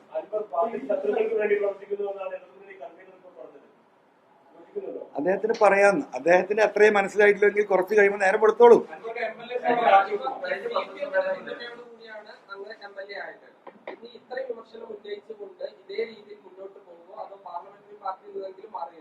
അതൊന്നും പറയാനായിട്ടില്ല. നിങ്ങൾക്ക് അതിന് ലേശം തിരക്കുണ്ടാവും. അത് നമുക്ക് നോക്കാം.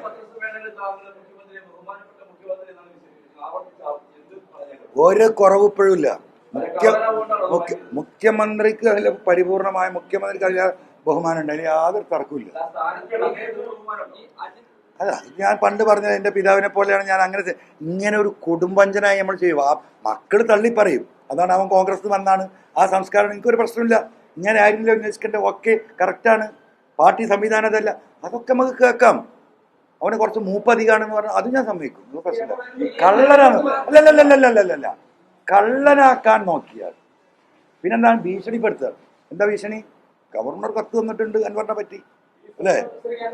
അല്ല ഒരു മിനിറ്റ് ഞാൻ തരാം. I will give you time. നേരം വിളിക്കുന്നവരെ ഇരിക്കാം. ഗവർണർ കത്ത് വന്നിട്ടുണ്ട് അൻവറിനെ പറ്റി അന്വേഷിക്കാൻ. ആ കത്തിന്റെ വിവരം എനിക്ക് കിട്ടി. അതിൽ ഗവർണർ അൻവറിനെ പറ്റിയല്ല അന്വേഷിക്കാൻ പറഞ്ഞത്. ഗവർണർ അൻവർ ഉന്നയിച്ച ഫോൺ ചോർത്തലിനെ കുറിച്ചാണ് അന്വേഷിക്കാൻ പറഞ്ഞത്. അപ്പോൾ ബഹുമാനപ്പെട്ട മുഖ്യമന്ത്രി എന്തിനാണ് ഇങ്ങനെയൊക്കെ അങ്ങോട്ട് ഭീഷണിപ്പെടുത്തിയാൽ ഞാൻ അങ്ങോട്ട് പോകുമെന്ന് വിചാരിച്ചോ? തെറ്റിപ്പോയി. മനസ്സിലായോ? അത് അങ്ങനെ എല്ലാവരെയും അണ്ടർ എസ്റ്റിമേറ്റ് ചെയ്തത്. ആ ഒരു കുടുംബത്തിനല്ല ഞാൻ വന്നത്. മനസ്സിലായോ?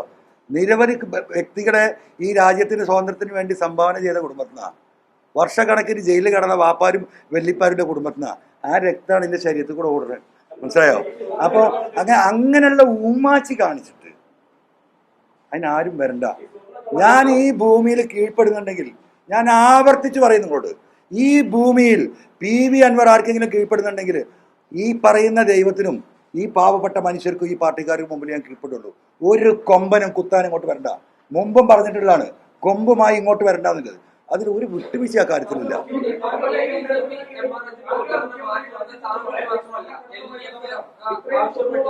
ഓരോരുത്തർ ചോദിക്കും.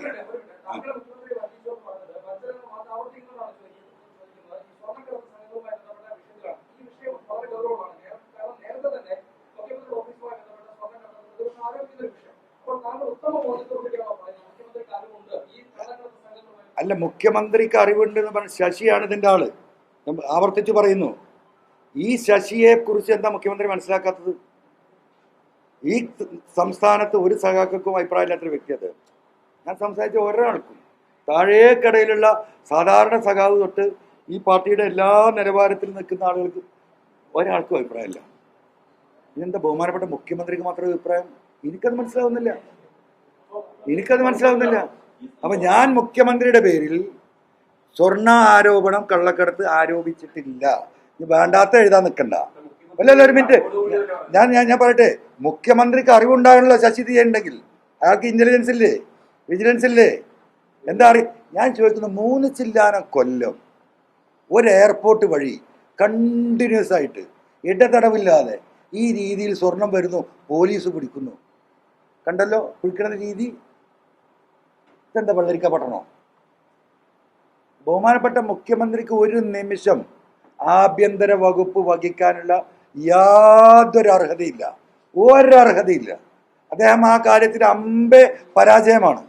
ഇപ്പൊ പണ്ട് ശിവശങ്കർ, നിങ്ങൾ മനസ്സിലാക്കണം, ആ മുഖ്യമന്ത്രിയുടെ ഓഫീസിൽ നിന്ന് നോക്കിയാൽ കാണുന്ന ദൂരത്തിലെ ഫ്ലാറ്റിലാണ് ഈ ശിവശങ്കറും സ്വപ്നയും താമസിക്കുന്നത്, അല്ലേ? എന്തേ ബഹുമാനപ്പെട്ട മുഖ്യമന്ത്രി അറിയാതെ പോയത്? എന്താ അറിയാതെ പോയത്? ഈ ഇന്റലിജൻസും ഈ വിജിലൻസും ഈ സംവിധാനമൊക്കെ അന്ന് കേരളത്തിലില്ലേ? അത്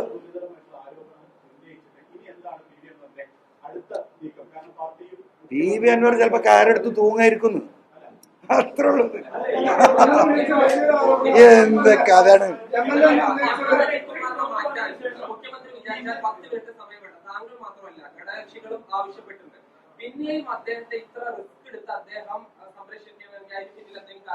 വേറൊരു മരുമകനായിരിക്കും.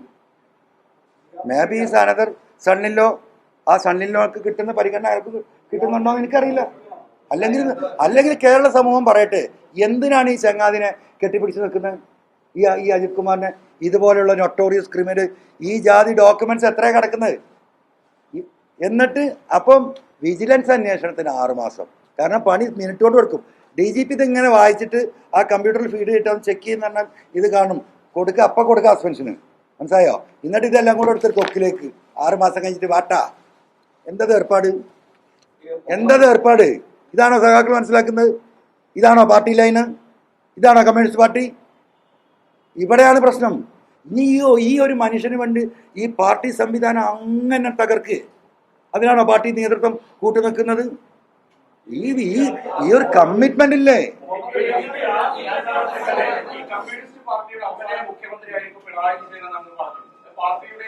ഞാൻ എപ്പോഴാ പറഞ്ഞോ? എനിക്ക് ഓർമ്മയില്ല. പറഞ്ഞേ ഓക്കെ. അല്ല, അതിൽ തർക്കമൊന്നുമില്ല. ഞാൻ പറഞ്ഞോ വെരിഫൈ ചെയ്താ. ആ വിഷയത്തിൽ എനിക്ക് തർക്കമില്ല. ഞാൻ പറഞ്ഞോന്ന് ചോദിച്ചാ അത്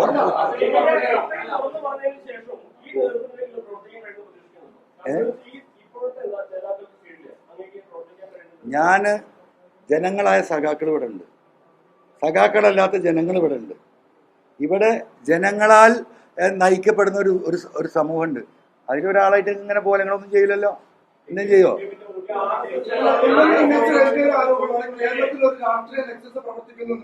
എല്ലാ പ്രധാനപ്പെട്ട പാർട്ടിയിലും എന്റെ പൊന്നാര അഷ്കര, എന്തിനാത് അന്വേഷിക്കണത്? ഇവരെല്ലാരും ഒറ്റക്കെട്ടാണ്. എല്ലാവരും ഉണ്ട്. ഈ കേരളത്തിലെ പൊളിറ്റിക്കൽ പാർട്ടിയുടെ നിയന്ത്രണം ഉള്ള എല്ലാ സ്റ്റേറ്റ് ലീഡറും ഉണ്ട്. സ്റ്റേറ്റ് മാത്രമല്ല കേട്ടോ, അത് വളർന്നു പറഞ്ഞ ജില്ലയ്ക്ക് എത്തിക്കണം. അവിടുന്ന് പഞ്ചായത്തിലേക്ക് എത്തിയിട്ടുണ്ട്. സഖാക്കൾ പരിശോധിച്ചോ? പഞ്ചായത്ത് തല ചില പ്രശ്നങ്ങളാക്കുമ്പോൾ എന്താ, തമ്മിൽ ചെറിയൊരു അഡ്ജസ്റ്റ്മെന്റ് ആണ്. എന്നിട്ടോ സഖാക്കൾ ഇങ്ങനെ അന്തപ്പെട്ടിരിക്കുക. പഞ്ചായത്ത് ലെവൽ എത്തിയിട്ടുണ്ട്. ഇനി അത് ബ്രാഞ്ച് കൂടി എത്താനുള്ളൂ. അതോടുകൂടി ഏർപ്പാട് എത്താം.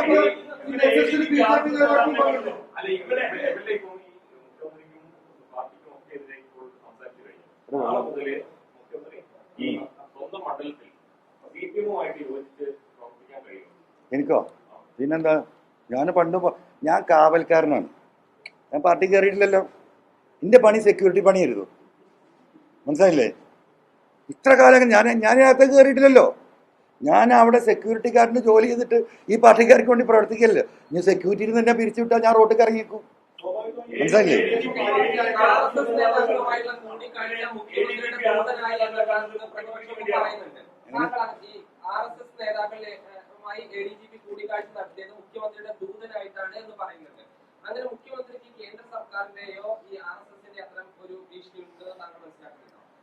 ഇതിനിപ്പോ ദൂതും എന്താ പറയാ പാറാവൊന്നും വേണ്ടല്ലോ.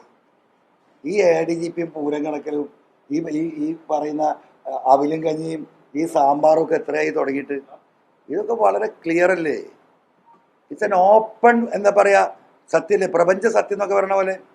നിങ്ങൾക്ക് ആകെ അല്ലല്ല ഇപ്പൊ അല്ല അത് ഞാൻ തീരുമാനിച്ചോളാം. നിങ്ങൾ ബേജാറാവണ്ട. എന്റെ കാര്യത്തിൽ നിങ്ങൾ ബേജാറാവണ്ട. നിങ്ങൾ നാട്ടുകാരെ കാര്യം നോക്ക്.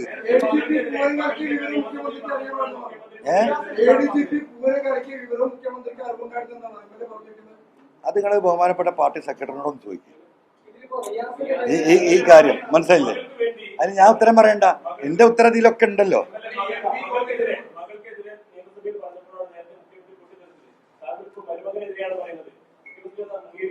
അല്ല അപ്പൊ ലേശം പൊട്ടിത്തെറി ലേശം കുറയും. മറ്റേ മകൾ ഇന്ന് വരുമാനമാണല്ലോ, ലേശം കുറവുണ്ടാവും.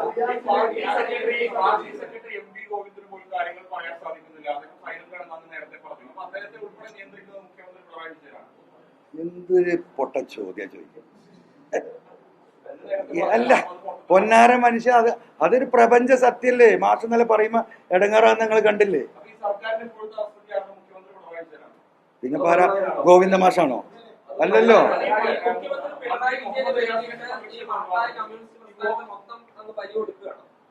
ഞാനല്ല ബലി കൊടുക്കുന്നത്. അങ്ങനെ ബലി കൊടുക്കുന്നുണ്ടോ എന്ന് സഖാക്കൾ പരിശോധിക്കണം എന്ന് ഞാൻ പറഞ്ഞത്. ഒരു വ്യക്തിക്ക് വേണ്ടിയിട്ട് ഇത് നൂറുകണക്കിന് രക്തസാക്ഷികൾ പിറന്നു വീണ പാർട്ടിയാണിത്. മനസ്സിലായോ? ആ പാർട്ടിയുടെ രക്തത്തിലാണ് നിൽക്കുന്നത്. ആ കണ്ണൂരിലെ സഖാക്കൾ, ആ രക്തസാക്ഷികൾ ഇപ്പോഴും കരയാണ്. അവർക്ക് പല കേസിലും നീതി കിട്ടിയിട്ടില്ല. അവരെ പല കുടുംബത്തിനും ഒരാശ്വാസം കിട്ടിയിട്ടില്ല. എൻ്റെ ഇല്ല എന്ന് പറഞ്ഞ അപ്പൊ ഗോവിന്ദ മാഷയ്ക്ക് ഞാൻ കാണിച്ചു കൊടുക്കും. മനസ്സിലായോ? അല്ലെ ഞാൻ പറയട്ടെ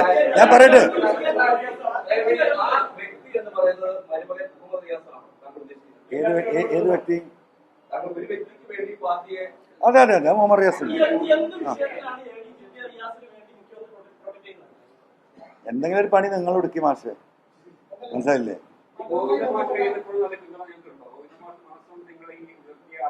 എനിക്ക് കേരളത്തിലെ മുഴുവൻ സാധാരണ മനുഷ്യരും ആ സാധാരണ മനുഷ്യരുടെ കൂട്ടത്തിൽ തന്നെയാണല്ലോ ഈ സഖാക്കള്. അവർ കുറച്ചും കൂടി മനുഷ്യത്തുള്ളവരാണ് ഈ വിഷയങ്ങളിലൊക്കെ. സ്വാഭാവികമായിട്ടുണ്ടാവില്ലേ?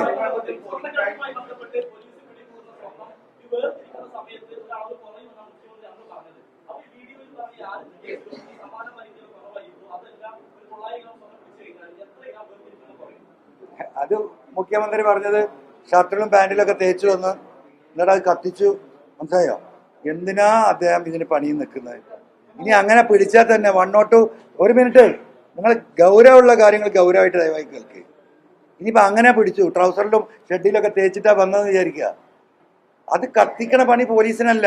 102 CRPCയിൽ ആ സാധനം നേരെ കോടതിയിൽ കൊണ്ടുപോയി വെക്കുക. മജിസ്ട്രേറ്റ് ഇതാണ് സാധനം, അതിൽ സ്വർണ്ണുണ്ട്. മജിസ്ട്രേറ്റ് അവിടുന്ന് ഓർഡർ ഇടും, അതിനൊരു ഗാർഡിനെ ഫിക്സ് ചെയ്യും. ഇത് കൊണ്ടുപോയിട്ട് എവിടെയാണ് കത്തിക്കേണ്ടത് വെച്ചാൽ ആ ലീഗലായിട്ട് കത്തിക്കും. അവിടുന്ന് അതിന് ലീഗലായിട്ട് ഒരു സർട്ടിഫിക്കറ്റ് വാങ്ങും. ഇത് കത്തിച്ച് കഴിഞ്ഞപ്പോൾ ഇത്ര സ്വർണ്ണ കിട്ടിയ ഒരു മജിസ്ട്രേറ്റിനെ കൊണ്ട് റിപ്പോർട്ട് കൊടുക്കണം. മനസ്സിലായോ? ഈ എല്ലാ പണിയെടുക്കുന്ന ആരാണ്? സുജിത് ദാസ്. മനസ്സിലായോ? എന്നിട്ട് ഇങ്ങനെ എന്താ പറയാ, പോട്ടെ പറഞ്ഞു.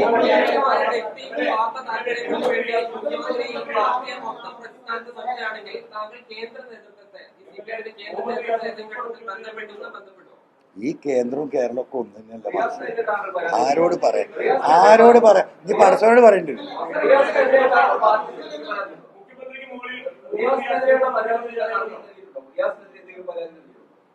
ഞാൻ നോക്കിയിട്ടില്ല. ഇല്ല, പറഞ്ഞിട്ടില്ല.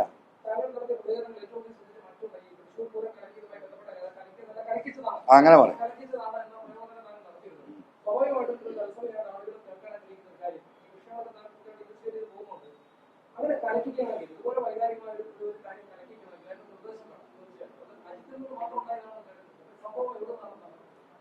ആർക്കാണോ കേരളത്തിലെ ഒരു BJPക്ക് സീറ്റ് ഉണ്ടാക്കി കൊടുക്കേണ്ടത്, സാഹചര്യവശാൽ നിർബന്ധിത സാഹചര്യത്തിൽ ആർക്കാണോ ഒരു സീറ്റ് ഉണ്ടാക്കി കൊടുക്കേണ്ടത് ആ വ്യക്തി നിർദ്ദേശം കൊടുത്തിട്ടുണ്ടാവും. അതാരോ നിങ്ങൾ അന്വേഷിച്ചോ? അല്ല, അതെനിക്കറിയില്ല. മുഖ്യമന്ത്രി പറഞ്ഞില്ല, നിങ്ങൾ അന്വേഷിച്ചോ? അത് ഇതിന്റെ പിന്നിൽ അൻവറാണോ എന്ന് നിങ്ങൾ ചോദിച്ചപ്പോൾ എന്താ പറഞ്ഞു? നിങ്ങൾ അന്വേഷിച്ചോ എന്ന് പറഞ്ഞതുപോലെ ആർക്കാണോ ഇവിടെ BJPക്ക് ഒരു സീറ്റ് ഉണ്ടാക്കി കൊടുത്ത് അതിന്റെ സൗകര്യം പറ്റാൻ ആരെങ്കിലും ആഗ്രഹിക്കുന്നുണ്ടെങ്കിൽ അതിന്റെ പിന്നിൽ ആരാണ്, ആ ആളെ കുറിച്ച് നിങ്ങൾ അന്വേഷിച്ചോ? മുഖ്യമന്ത്രി എന്നോട് അത് നിങ്ങൾ അന്വേഷിച്ചോ? ഞാൻ പറയണ്ടല്ലോ. ഇവിടെ BJPക്ക് ആർക്കാണോ ഒരു സീറ്റ് ഉണ്ടാക്കി കൊടുത്ത് അതിലൂടെ കേന്ദ്ര നേതൃത്വവുമായി ചില അഡ്ജസ്റ്റ്മെന്റുകൾ നടത്താൻ ആർക്കാണോ ആവശ്യം ആ വ്യക്തി നിർദ്ദേശം കൊടുത്തിട്ടുണ്ടാവും. ആർക്ക്? ADGPക്ക്. ആ വ്യക്തി ആരാ എനിക്കറിയില്ല.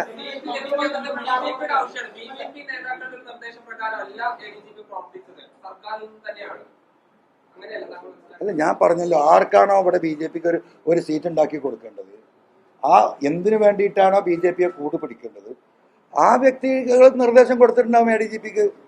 ഇതിൽ BJPയെ കുറ്റം പറയാൻ പറ്റില്ല. BJP നല്ല ഫൈൻ പ്ലേ അല്ല കളിച്ചത്. തെരഞ്ഞെടുപ്പ് രാഷ്ട്രീയം എന്ന് പറഞ്ഞാൽ അതാണ്. ആ തെരഞ്ഞെടുപ്പ് ജയിക്കാനുള്ള തന്ത്രം അവർ പ്രയോഗിച്ചു, അവരെ വിജയിച്ചു. അതിന് അവരെ കുറ്റം പറയാൻ പറ്റില്ലല്ലോ. പക്ഷെ അതിന് സൗകര്യമൊരുക്കി കൊടുത്തവർ ഈ കമ്മ്യൂണിസ്റ്റ് പ്രസ്ഥാനത്തിന്റെ ഈ പറഞ്ഞ ആയിരക്കണക്കിന്. ഇപ്പം ഞാൻ ഇന്ന് അങ്ങോട്ട് വരുമ്പോൾ എനിക്കൊരു മെസ്സേജാണ്, ദയവായി നിങ്ങൾ കേൾക്കുക. എന്താ അറിയോ, കണ്ണൂരിലൊരു ഒരു സഖാവിൻ്റെ മെസ്സേജ് വോയിസാണ്. അപ്പം ഇങ്ങനെ നിരന്തരം വിളിക്കുന്നത് ഞാൻ എടുത്തിട്ടില്ല എനിക്ക് കാറിൽ വരുമ്പോൾ. അപ്പോൾ ആ സഖാവിൻ്റെ മെസ്സേജ് എന്താ വെച്ചാൽ, സഖാവ് നിങ്ങൾ എന്തായാലും പത്രസമ്മേളനം നടത്താൻ പോകുന്നു, ഞങ്ങൾക്കൊക്കെ ഒരുപാട് സങ്കടമുണ്ട്. ഞങ്ങളുടെ ഏറ്റവും വലിയ പ്രിയപ്പെട്ട നേതാവായിരുന്നു കോടിയേരി സഖാവ്. ആ മനുഷ്യൻ്റെ മരണം നടന്നിട്ട് തിരുവനന്തപുരത്തെ AKG സെൻറ്ററിൽ ആ ബോഡി ഒന്ന് കൊണ്ടുപോയി വെച്ചിട്ടില്ല. കേരളത്തിലെ ഉടനീളമുള്ള സഖാക്കൾ അതിനുവേണ്ടി കാത്തിരുന്നാണ്. ഒരു നേരത്തെ യാത്രയപ്പിന് ആ സഖാവിനൊന്ന് കൈ ഉയർത്തി ഇൻകിലാബ് വിളിക്കാൻ വേണ്ടി കാത്തുന്ന ലക്ഷക്കണക്കിന് സഖാക്കൾ ഈ തിരുവനന്തപുരം തൊട്ട് കണ്ണൂർ വരെ ഉണ്ടായിരുന്ന MLA. എന്നിട്ട് ഞങ്ങൾക്ക് ആർക്കും ഇത് കാണിച്ചു തന്നില്ല, അതിനൊരു സാഹചര്യം ഒരുക്കില്ല. ചെന്നൈയിൽ നിന്ന് നേരെ കണ്ണൂർ എയർപോർട്ടിൽ കൊണ്ടാക്കി പിറ്റേ ദിവസം ശവദാഹം നടക്കി പിരിച്ചിട്ടു. എന്നിട്ട് അദ്ദേഹം പറയാണ്, അത് അന്ന് വൈകുന്നേരം മുഖ്യമന്ത്രിക്കും കുടുംബത്തിനും യൂറോപ്പിലേക്ക് പോകണം, അതിനുവേണ്ടി അദ്ദേഹം ചെയ്തതാണ്. അത്രമാത്രം ഞങ്ങളെ സഖാക്കളോട് ഞങ്ങളെ വേദനിപ്പിച്ചൊരു സംഗതിയാണ്. അതുകൊണ്ട് സഖാവിനാണ് എൻ്റെ പിന്തുണ. മെസ്സേജാണ്. ആ കോടിയേരി സഖാവ് ആരായിരുന്നു?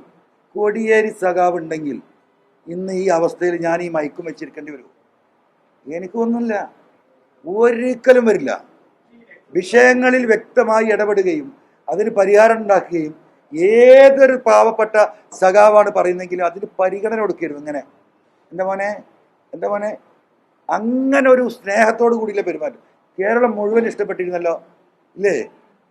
ഞാൻ പറഞ്ഞ എൻ്റെ വാപ്പ അങ്ങനെയായിരുന്നു, ഒരു ബലം പിടിച്ച മനുഷ്യനായിരുന്നു. പക്ഷെ എന്താ വെച്ചിട്ടുണ്ടെങ്കിൽ ആ ബലം പിടുത്തം എല്ലാത്തിലും ഉണ്ട്. അത് മക്കളായിട്ടും കാര്യമില്ല, ഇനി ഉമ്മയായിട്ടും കാര്യമില്ല. അപ്പം അങ്ങനെ ആവുമ്പോൾ എല്ലാത്തിലും അങ്ങനെ ആവണം. മക്കൾക്ക് വേറൊന്നും മരുമക്കൾക്ക് വേറൊന്നും ഇല്ല. എല്ലാ മനുഷ്യരോടും ഒരു നീതിയായിരുന്നു എൻ്റെ ഉപ്പാക്ക്. ആ ഉപ്പയാണെന്ന് ഞാൻ മനസ്സിലാക്കിയിരുന്നത്. അപ്പൊ എന്താ സ്ഥിതി?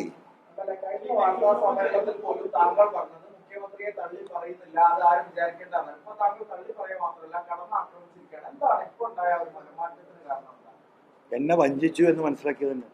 കൊടും ചതി എന്നോട് നടത്തിയിരുന്നില്ല. എന്നെ ഈ പറഞ്ഞതുപോലെ ഇങ്ങനെയൊക്കെ പറഞ്ഞ് കാര്യങ്ങളാക്കി പോലീസിനെ മാറ്റി തരുന്നു, അത് തരുന്നു, ഇത് തരുന്നു. ഞാൻ ഉന്നയിച്ച വിഷയങ്ങളിലേക്കല്ല അവിടുന്ന് എൻ്റെ ശ്രദ്ധ തിരിച്ചിട്ട് കൊടും വഞ്ചന എന്നോടല്ല ചെയ്യുന്നത്. ഞാൻ ഈ നാട്ടിലെ സമൂഹത്തിലെ പാവപ്പെട്ട സഖാക്കൾക്ക് വേണ്ടിയാണ് ഞാൻ ഈ ശബ്ദം ഉയർത്തിയത്. ആ ശബ്ദത്തെ മൂപ്പർ വേറെ വഴിക്ക് എന്നെ ആശ്വസിപ്പിച്ചും എന്നെ സന്തോഷിപ്പിച്ചും എന്നെ നേതാവാക്കിയിട്ടും അങ്ങോട്ട് ബൈപ്പാസ് ചെയ്യാന്ന് വിചാരിച്ചത് നടന്നില്ല. അപ്പൊ പിന്നെ എന്നെ കള്ളനാക്കണം, എന്നെ ഭീഷണിപ്പെടുത്തണം, പേടിപ്പിക്കണം. എന്നിട്ടും ഞാൻ വിട്ടു. ഇന്നലെ തൃശ്ശൂരിൽ എന്താ പ്രസംഗിച്ച മിനിയാന്ന് നിങ്ങൾ കേട്ടിട്ടുണ്ടാവുമല്ലോ. നിങ്ങൾ ചിലരെയെല്ലാം അങ്ങ് പൊക്കിപ്പിടിച്ച് നടന്നിരുന്നല്ലോ. എവിടെ അവരൊക്കെ? അതൊക്കെ കാലം കടന്നു പോകുമ്പോൾ അവർ കടന്നു പോകും. അനാവശ്യമായ ഇടപെടലുകളിൽ ഗവൺമെന്റിന്റെ വഴിക്ക് പോകും കേട്ടാ. എന്താ ഗവൺമെന്റ് PV അൻവറെ പിടിച്ച് ഉള്ളിലാക്കുന്നു, മനസ്സിലായോ? അതാണ് ഗവൺമെന്റ് വഴിക്ക് പോകുന്നുണ്ട്. ഒന്ന് പിടിക്കട്ടെ നമുക്ക് നോക്കാം. അതിന് തയ്യാറായിട്ട് തന്നെയാണ് നിൽക്കുന്നത്. ഇപ്പൊ വന്നല്ലോ, പോലീസ് എടുക്കേണ്ട പണി PV അൻവറെ കൊണ്ട് എടുപ്പിക്കുകയാണ്. മുഖം തിരിഞ്ഞിരുന്ന് സ്വർണം കടത്തുന്ന പ്രതികളെ മഹത്വവൽക്കരിക്കുന്നു, അല്ലേ? നല്ല മുഖം തിരിഞ്ഞെങ്ങനെ എടുക്കണം?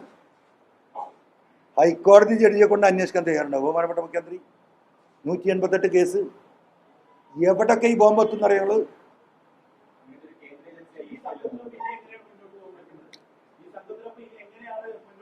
ഞാൻ ബാക്കിൽ നിൽക്കും, സംഘം മുന്നിൽ നടക്കും, ഞാൻ ബാക്കിൽ നിൽക്കും.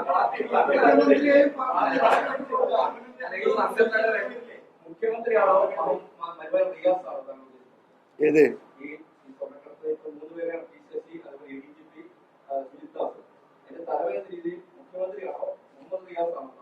ഞാൻ കേരളത്തിലല്ലേ, മലയാളത്തിലല്ലേ ഇതുവരെ പറഞ്ഞത്, അല്ലേ? ഇനിയിപ്പം പറഞ്ഞു നിങ്ങൾ കണക്കൂട്ടു, നിങ്ങൾ അന്വേഷിച്ച് കണ്ടെത്തും എന്നൊക്കെ പറഞ്ഞു.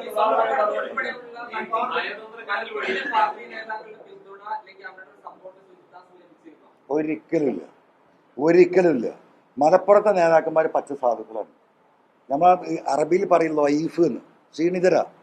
അവർക്ക് ഇത് സഖാക്കളെ പറയല്ല, അത്ര അധികാരം അവർക്ക് കൊടുത്തിട്ടുള്ളൂ, അത്ര ശേഷിയെ കൊടുത്തിട്ടുള്ളൂ. ആ കിട്ടിയ ചെറിയ അധികാരം വെച്ച് മലപ്പുറം ജില്ലയിലെ പാർട്ടി നേതാക്കന്മാർ പരമാവധി ഈ പാർട്ടി ഉണ്ടാക്കാൻ വേണ്ടി നോക്കുന്നുണ്ട്. അവർ നിസ്സഹായരാണ്. ഇതൊക്കെ നേരെ ആകാശത്തൂടെ പോവല്ലേ. ഇത് കൊണ്ടോട്ടിന്ന് ഇഷ്യൂ എന്ന് അറിയില്ലേ. മലപ്പുറത്ത് വന്നാൽ വളവൊക്കെ കയറിയിട്ട് പാർട്ടി ഓഫീസിന്റെ ഉള്ളിൽ കൂടെ നല്ലത് പോകുന്നത്. അങ്ങനൊന്നും അഭിപ്രായം എനിക്കില്ല, ഇല്ലാത്തത് ഞാൻ പറയില്ല.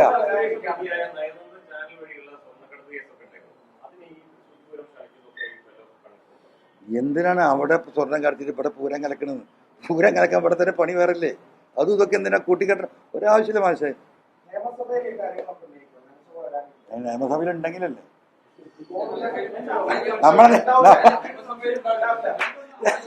നമ്മളെ നിയമസഭയിൽ പോയി നടക്കുന്നത്. ഇനി ഇത് കഴിഞ്ഞിട്ട് ഞാൻ ഇന്നലെ ദിവസം വ്യാഴാഴ്ച അല്ലല്ല ഞാൻ ഒന്ന് പറഞ്ഞോട്ടെ, ഞായറാഴ്ച ഞാനൊരു പൊതുസമ്മേളനം വിളിക്കുന്നുണ്ട്. നിലമ്പൂർ പൊളിറ്റിക്കൽ നമ്മളെ ജനങ്ങളോട് പറയണല്ലോ. ആ ജനങ്ങളാണല്ലോ ഈ 3 അക്ഷരം ഇടുകൊണ്ടാണ് ഞാൻ ഇവിടെ ഇരിക്കുന്നത്. അത് ഈ ജനങ്ങളും പാർട്ടി തന്ന അംഗീകാരമാണ്. അപ്പൊ ഞാൻ അടുത്ത സ്റ്റെപ്പിലേക്ക് പോകുമ്പോൾ ജനങ്ങളോട് പറയേണ്ട ചില കാര്യങ്ങളുണ്ട്. അത് പറയും. ഒരു മിനിറ്റ്, ഒരു സാധു കുറെ നേരമായി ഇവിടെ.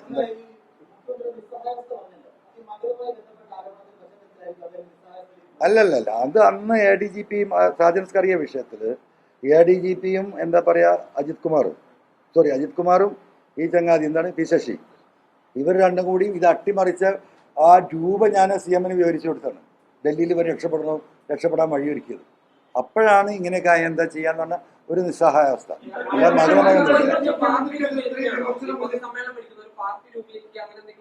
നമ്മളുടെ ടീ പാർട്ടിയാണെന്ന് ചായന്റെ പേർക്ക്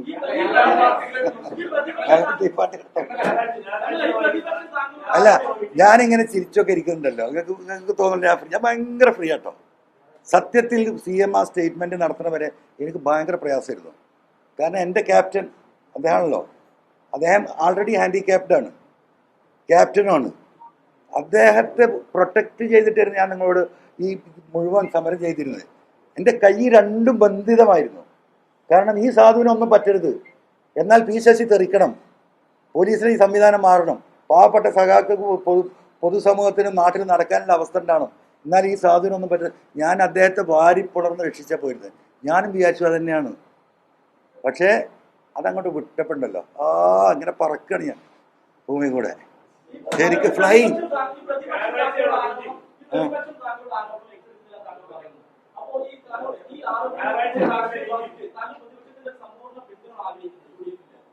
കിട്ടൂലല്ലോ. ആ തമാശ കണ്ടില്ലേ? അതാ ഞാൻ പറഞ്ഞത്, ഇവരുടെ നെക്സസിന്റെ കോലം. ഇവിടെ ഒരു സാധു ലീഗിന്റെ നിയോജക മണ്ഡലം പ്രസിഡന്റ് PV അൻവറിനെ ഞങ്ങൾ ലീഗിലേക്ക് സ്വാഗതം ചെയ്യുന്നു. അപ്പൊ കുറെ ലീഗുകാർ കൈയടിച്ച്, മനസ്സിലായോ, അൻവറാക്ക പറ്റെന്നൊക്കെ പറഞ്ഞിട്ട്. എന്തിനാ മനസ്സിലായോ? അപ്പൊ അവിടുന്ന് ലീഗിന്റെ വലിയൊരു നേതാവ്, അൻവറിനെ ഞങ്ങൾ എടുക്കൂല. അപ്പൊ ലീഗ് തട്ടിയോ? അപ്പൊ അപ്പുറത്ത് കോൺഗ്രസ്, കാര്യം എന്തായാലും പഴയ കോൺഗ്രസ് അല്ലേ, അൻവറാക്കനെ ഞങ്ങൾ സ്വീകരിക്കും. അപ്പൊ ഹസൻ സാഹിബ് എവിടുന്ന് തിരുവനന്തപുരത്ത്, അൻവറിന് ഒരു കാരണവശാലും കോൺഗ്രസ് കളിപ്പിക്കൂല. അപ്പൊ കോൺഗ്രസും തട്ടി, ഇവിടെ CPM-ഉം തട്ടു. അല്ല, അപ്പൊ ഈ സാധു അങ്ങോട്ടാ പോവാ? മനസ്സിലായ? ഒരു മിനിറ്റ്, ഇതാണ് Nexus. That is also another operation. ഒരു കാര്യം ഒരു മനസ്സിലായില്ല, ഞാൻ ഈ പറയുന്ന ഒരാളുടെ ഊരമലല്ല ഞാൻ ഇരിക്കുന്നത്, മനസ്സിലായില്ലോ? ആ ഊര കണ്ടിട്ടല്ല ഞാൻ നടക്കുന്നത്. ഞാൻ ഈ നാട്ടിലെ സാധാരണ മനുഷ്യരെയും ഈ സഖാക്കളെയും കണ്ടിട്ടാണ് നടക്കുന്നത്. അപ്പം അതിൽ ഏത് ഊരമ ഞാൻ കയറണം? ഞാൻ കയറുകയാണെങ്കിൽ ഈ നാട്ടിലെ ജനങ്ങളുടെ ഊരമലേ കയറുള്ളൂ. ഈ പറഞ്ഞവരുടെ ഊരമ കയറാൻ ഇതിനേക്കാളും നല്ലൊരു സാധനം നല്ലതൊന്നും, മനസ്സിലായില്ലേ? അപ്പൊ അതാണ് നെക്സസ്, മനസ്സിലായില്ലേ?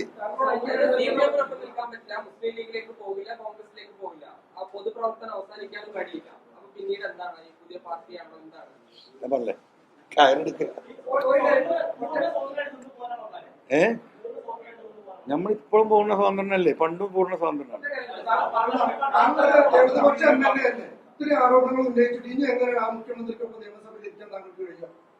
ഓലക്കാട്ടിൽ ഉളുപ്പിലായിരിക്കും.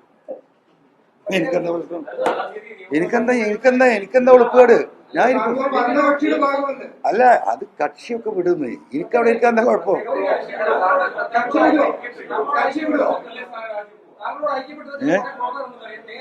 എന്താണ് MLA സ്ഥാനം? അല്ലല്ല, ഒറ്റ മിനിറ്റ്. ഞാൻ എന്താ അരുൺ ചോദിച്ചത്? MLA സ്ഥാനം രാജിവെക്കുന്നു? എന്താ വാട്ട് ഈസ് യുവർ ക്വസ്റ്റ്യൻ? രാജിവെക്കുന്നല്ല ചോദ്യം. പൊട്ടനാണ് പിരാന്തൻ, മനസ്സിലായോ? ആ പിരാന്തൻ എനിക്കില്ല. ഈ 3 അക്ഷരം ജനങ്ങൾ തന്നാ. അതിന് ആ പൂതി വെച്ച് ആരും നിൽക്കണ്ട. മരിച്ച് വീണ വരെ ഈ 1.25 കൊല്ലം ഞാൻ ഉണ്ടെങ്കിൽ MLA ആവും. അല്ല, അതിൻ്റെ അടിയിൽ പറഞ്ഞ സംബന്ധിച്ച ഓക്കെ. അപ്പം MLA ഇപ്പം രാജിവെക്കും, MLA ഇപ്പം രാജിവെക്കും എന്ന് വെച്ചിട്ട് ആരും ആ പുളി അരുൺ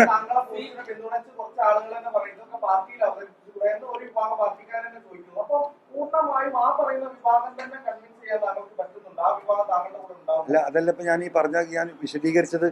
പാർട്ടിയിൽ പറഞ്ഞ അവസ്ഥയും പാർട്ടിക്ക് കൊടുത്ത കത്തും അത് നോവല് പോലെ ബൈൻഡ് ചെയ്യാന്നൊക്കെ പറഞ്ഞല്ലേ ഞാൻ. അപ്പൊ ഈ സഖാക്കൾ മനസ്സിലാക്കി നമ്മളിതൊന്നും പറഞ്ഞിട്ടില്ല എന്നാണ്, നമ്മൾ വിശദമായി പറഞ്ഞതാണ്. അപ്പൊ ഈ പറഞ്ഞ ആളുകളോട് ഇപ്പൊ ഏത് കോൺഗ്രസിലെടുക്കൂല, ലീഗിലെടുക്കൂല, മൂപ്പർക്ക് BJPക്ക് പോകാനും പറ്റൂല എന്നാ കമ്മ്യൂണിസ്റ്റുകാർ പുറത്താക്കുകയും ചെയ്തു. അപ്പൊ അവരോട് എനിക്ക് പറയാനുള്ളത് ഒറ്റ കാര്യമാണ്. കായലരികത്ത് വളയെറിഞ്ഞപ്പോ വളകിലൂക്കിയ സുന്ദരി, അതിന് ആരും കാത്തു നിൽക്കണ്ട, മനസ്സിലായില്ലേ?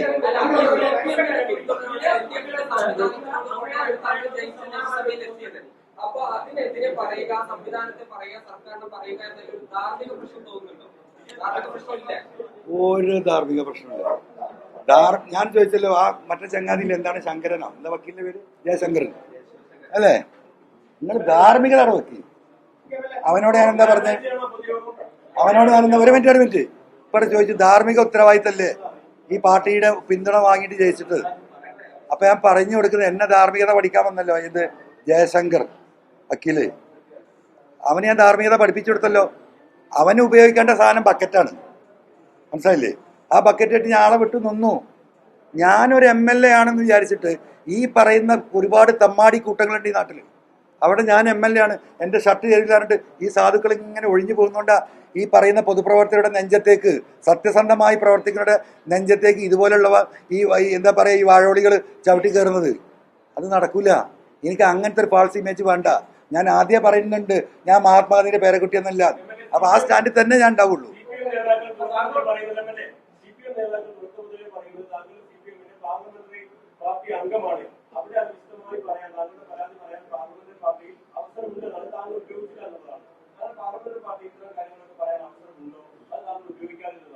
അതാണ് വേറെ തമാശ.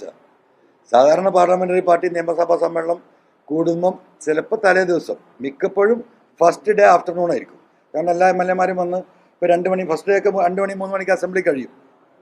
അപ്പോൾ ഒരു 3 മണിക്ക് 3:30 മണിക്കുമാണ് ഈ പാർലമെന്ററി പാർട്ടി ഉണ്ടാവും. ഈ UDF ഉണ്ടാവും, സോറി LDF ഉണ്ടാവും, CPM ഉണ്ടാവും. അത് നമ്മളൊക്കെ പങ്കെടുക്കാറുണ്ട്. അവിടെ എന്ത് പറയാനാണ്? അവിടെ കാര്യങ്ങൾ അവിടെ നിന്ന് ഇങ്ങോട്ട് പറയും, മനസ്സിലായില്ലേ? ഞാൻ 1-2 പ്രാവശ്യം പറഞ്ഞു, പിന്നെ ഞാൻ നിർത്തി. അപ്പോൾ പിന്നെ അങ്ങനെ ആവട്ടെ. 5 മിനിറ്റ് മാക്സിമം 10 മിനിറ്റ് 10 മിനിറ്റിനകത്ത് പാർലമെന്ററി യോഗം നടന്നിട്ടില്ല. ആര്? ഞാനോ? ഞാൻ പങ്കെടുക്കില്ല. ഞാൻ അതിനെ പങ്കെടുക്കുന്നത്? ഞാൻ പങ്കെടുക്കില്ല.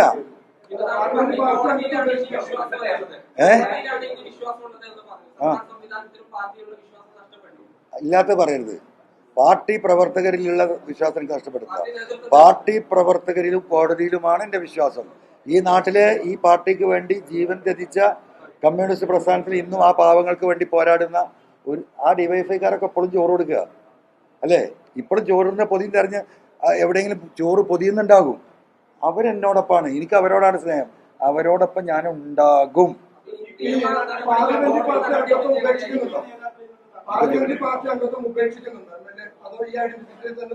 ഞാൻ കിട്ടിയതൊന്നും വിടൂല. സംസ്ഥാന സെക്രട്ടറിയും വഞ്ചിക്കുന്ന മുഖ്യമന്ത്രിയും ഉണ്ടാകുമ്പോൾ അതിന്റെ കൂടെ പാർലമെന്റ് പാർട്ടി അംഗത്വത്തിന് എങ്ങനെയാണ് ഞാൻ പാർലമെന്റ് ഹൗസിൽ അങ്ങോട്ട് പോവില്ല. നിയമസഭയിൽ എനിക്ക് ഇരിക്കാലോ. കിട്ടിയതൊന്നും വിടും വിചാരിച്ചിരിക്കില്ല, ഒന്നും വിടൂല.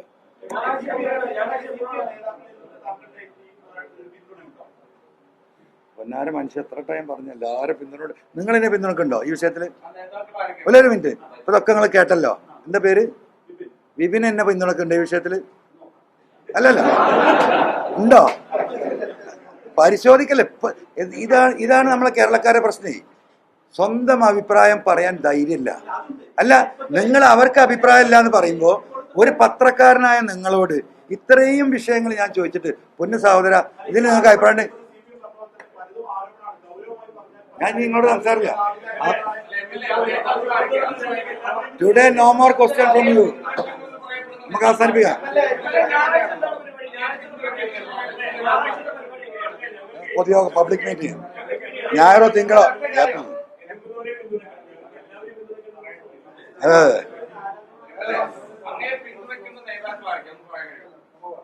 നമ്മളെ പിന്തുണക്കുന്ന നേതാക്കൾ ജനങ്ങളോട് താല്പര്യം, ആളുകൾ സഖാക്കളോട് താല്പര്യം നേതാക്കൾ.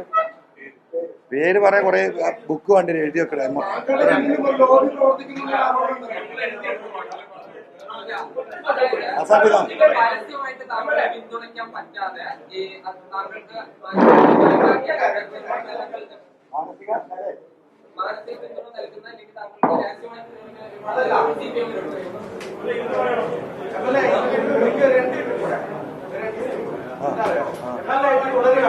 അപ്പൊ ഇടതുപക്ഷ പിന്തുണയോട് കൂടിയാണ് താങ്കൾ MLA ആയത്. ഇനിയും താങ്കൾ അതിന് യോഗ്യല്ലാതെ ഇടതുപക്ഷ LDF മുന്നണി പറയുകയാണെങ്കിൽ എന്തായിരിക്കും താങ്കളുടെ മറുപടി? ഞാൻ നടുപക്ഷത്ത് നിൽക്കും.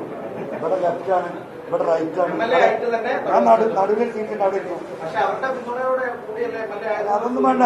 അവിടെ നടുവിൽ സെൻട്രൽ സീറ്റായാലും ഞാൻ സ്പീക്കറോട് പറയും, കാരണം അടുത്ത സീറ്റ് തരാണ്. അങ്ങോട്ടുമില്ല ഇങ്ങോട്ടുമില്ല. നടുവിൽ എപ്പോഴും ജനങ്ങളാണ് ഉണ്ടാവും.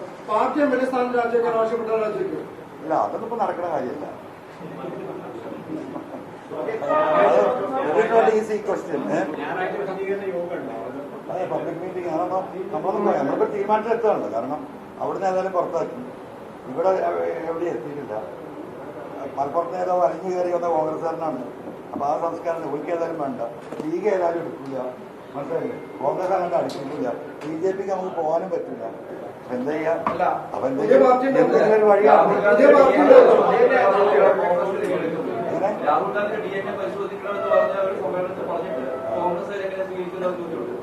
രാഹുൽ ഗാന്ധിയുടെ അന്നും ഞാൻ പറഞ്ഞതാണ്, അത് വക്രീകരിച്ചതാണ്. ജവഹർലാൽ നെഹ്റു എന്ന് പറയുന്ന, ഒരു മിനിറ്റ്, ജവഹർലാൽ നെഹ്റു എന്ന് പറയുന്ന മഹാവ്യക്തി കിടന്നുറങ്ങിയ വീടാണ് എൻ്റെ വീട്, മനസ്സിലായോ? അപ്പം ഞാൻ അന്ന് പറഞ്ഞത് പൊളിറ്റിക്കൽ DNA ആണ്. അതിന് ആ ബയോളജിക്കൽ DNA എന്ന് പറഞ്ഞുകൊണ്ട് കുറച്ച് വോട്ട് പിടിക്കാൻ കോൺഗ്രസ്സുകാർ നടത്തിയ ഒരു എന്താ ശ്രമമാണ്. ഞാൻ പിറ്റേ ദിവസം തന്നെ അത് ക്ലിയർ ചെയ്തു. കാരണം ബഹുമാനപ്പെട്ട മുഖ്യമന്ത്രിയെ എന്തുകൊണ്ട് അറസ്റ്റ് ചെയ്തില്ല, ചെയ്യുന്നില്ല ED എന്നാണ് ബഹുമാനപ്പെട്ട രാഹുൽ ഗാന്ധി അന്ന് പറഞ്ഞത്. അപ്പം ഇവിടെ അന്ന് ഇന്ത്യ മുന്നണി BJPക്കെതിരെ നടത്തുന്ന ഏറ്റവും വലിയ പ്രചരണം ഇവിടുത്തെ പ്രതിപക്ഷ കക്ഷി നേതാക്കളെയും മുഖ്യമന്ത്രിമാരെയും അനാവശ്യമായി DD അറസ്റ്റ് ചെയ്യുന്നു. അത് നമ്മുടെ ഇലക്ഷനിലെ ഏറ്റവും വലിയൊരു പ്രചരണമായതായിരുന്നു. ആ സമയത്താണ് ഈ സാധു ഇവിടെ വന്നപ്പോൾ ഇയാളെ പറഞ്ഞ് പറ്റിച്ചാണ്. ഇപ്പോൾ ഈ പറഞ്ഞത് എനിക്കെന്തല്ലാതെ ഞാൻ പലതും പറയുന്നുണ്ടല്ലോ, എന്നിട്ട് ഞാൻ നിങ്ങളോട് ക്ലിയർ ചെയ്യുക. അപ്പോൾ സ്റ്റേജിൽ കയറുമ്പോൾ ഇവിടെ 4 വോട്ട് കിട്ടണം. ആ കൂട്ടത്തിലോ ചെവി പറഞ്ഞു കൊടുത്താണ്. അല്ലെങ്കിൽ അദ്ദേഹം ചോദിക്കുമോ എന്താണ് കേരളത്തിലെ മുഖ്യമന്ത്രിനെ അറസ്റ്റ് ചെയ്യാത്തത്? ഒരിക്കലും ചോദിക്കില്ല. അദ്ദേഹം സുബോധത്തോടു കൂടി നല്ല മനസ്സോടു കൂടിയാണ്, ഓർമ്മയോട് കൂടി ഇരിക്കുകയാണെങ്കിൽ അദ്ദേഹം ചോദിക്കാൻ വിശ്വസിക്കുന്നതന്നെ. അപ്പോൾ പിന്നെ അതിന് മറുപടി അറിയണ്ടേ? അദ്ദേഹത്തിൻ്റെ പൊളിറ്റിക്കൽ DNA പരിശോധിക്കണം. അത്ര ഉണ്ടായിട്ടുള്ളൂ. എന്നെ സംബന്ധിച്ച് രാഹുൽ ഗാന്ധി, രാഹുൽ കുടുംബം, ഇന്ദിരാജി, രാജീവ് ഗാന്ധി, ഇതെല്ലാം അന്നും ഇന്നും നമ്മൾ ബഹുമാനത്തോട് ശ്രേഷ്ഠം നോക്കുന്ന. രാഹുൽ ഗാന്ധി മരിക്കുന്നതിൻ്റെ 15 ദിവസം മഞ്ചേരിയാണ് വന്നത്. നിങ്ങൾ മനസ്സിലാക്കണം. അന്ന് ഹെലികോപ്റ്റർ ഇറങ്ങുമോ K കരുണാകരനും AK ആന്റണി അവിടെ നിൽക്കുന്നുണ്ട്. അവർ രാഹുൽ ഗാന്ധിനെ കാറ് കയറ്റാൻ. രാജീവ് ഗാന്ധി 91 മരിക്കുന്നതിന് 14 ദിവസം മുമ്പ്. കേരളത്തിലെ ഏറ്റവും വലിയ നേതാക്കന്മാരാ. വാപ്പ കാറുമായിട്ട് ഇപ്പുറത്ത് നിൽക്കുന്നുണ്ട്. രാഹുൽ ഗാന്ധി വന്ന് കയറിയത് വാപ്പാൻ്റെ കൂടെയാണ്, രാജീവ് ഗാന്ധി കയറിയത്. എന്നിട്ട് അന്ന് സതീശൻ എന്ന് പറഞ്ഞ ഡ്രൈവറായിരുന്നു. അത് കഴിഞ്ഞ് 11 ദിവസം കഴിഞ്ഞിട്ടാണ് ഈ സാധു മരിക്കുന്നത്. ഈ സതീശന് ഭ്രാന്തായി. അറിയാം നമുക്ക്, അവന് ചികിത്സിക്കേണ്ടി വന്നു. കാരണം രാജീവ്ജി കയറിയത് ഫ്രണ്ട് സീറ്റിലാണ്. എന്നിട്ട് ഇവന് ഷെയ്ക്കാൻ്റെ അടുത്ത് ഓനെ ഒന്ന് തൊട്ടി, ഒന്ന് തലോടി. അന്ന് ചെറിയ പയ്യനാ, 20-22 വയസ്സാണ് സതീശന്. അവന് മാനസികമായി പ്രശ്നമായി. 2-3 മാസം അവനെ ട്രീറ്റ്മെൻറ്റ് ചെയ്തു. ഇതൊക്കെ കഴിഞ്ഞ കുടുംബമാണ്. അപ്പോൾ ആ കുടുംബത്തിൻ്റെ മേന്മ പറയാൻ ഇപ്പം രാഹുൽ ഗാന്ധി കി ജയ് എന്ന് പറഞ്ഞേക്കാളും മേന്മല്ലോനും അതിന് പാരമ്പര്യമുള്ളവനാണ്. പക്ഷേ രാഷ്ട്രീയ നിലപാടിൽ, കോൺഗ്രസിൻ്റെ അടിസ്ഥാനപരമായ തത്വങ്ങളിൽ വ്യതിചലനം വന്നപ്പോൾ നമ്മൾ എന്ത് ചെയ്തു? സെക്യുലർ പാർട്ടിയായ കമ്മ്യൂണിസ്റ്റ് പ്രസ്ഥാനത്തിൽ വന്നു. ആ സെക്യുലർ പാർട്ടിയിൽ നിന്ന് പൂർണ്ണമായിട്ടും ചില നേതാക്കന്മാർ ആ സെക്യുലറിസം മുഴുവൻ കൈവിട്ട് സ്വന്തം കാര്യത്തിന് വേണ്ടിയിട്ട് RSSനും BJPക്കും അടിയറ വെക്കുന്ന നിലപാടിലേക്ക് പോകുമ്പോൾ EV അൻവർ അതിലുണ്ടാവില്ല. അത്രേ ഉള്ളൂ. It's very simple. ഭയങ്കര ആ കുടുംബത്തിൽ അങ്ങനെയല്ലേ, നമ്മളെ പാരമ്പര്യം അതാണ്. ഇനി പോട്ടെ.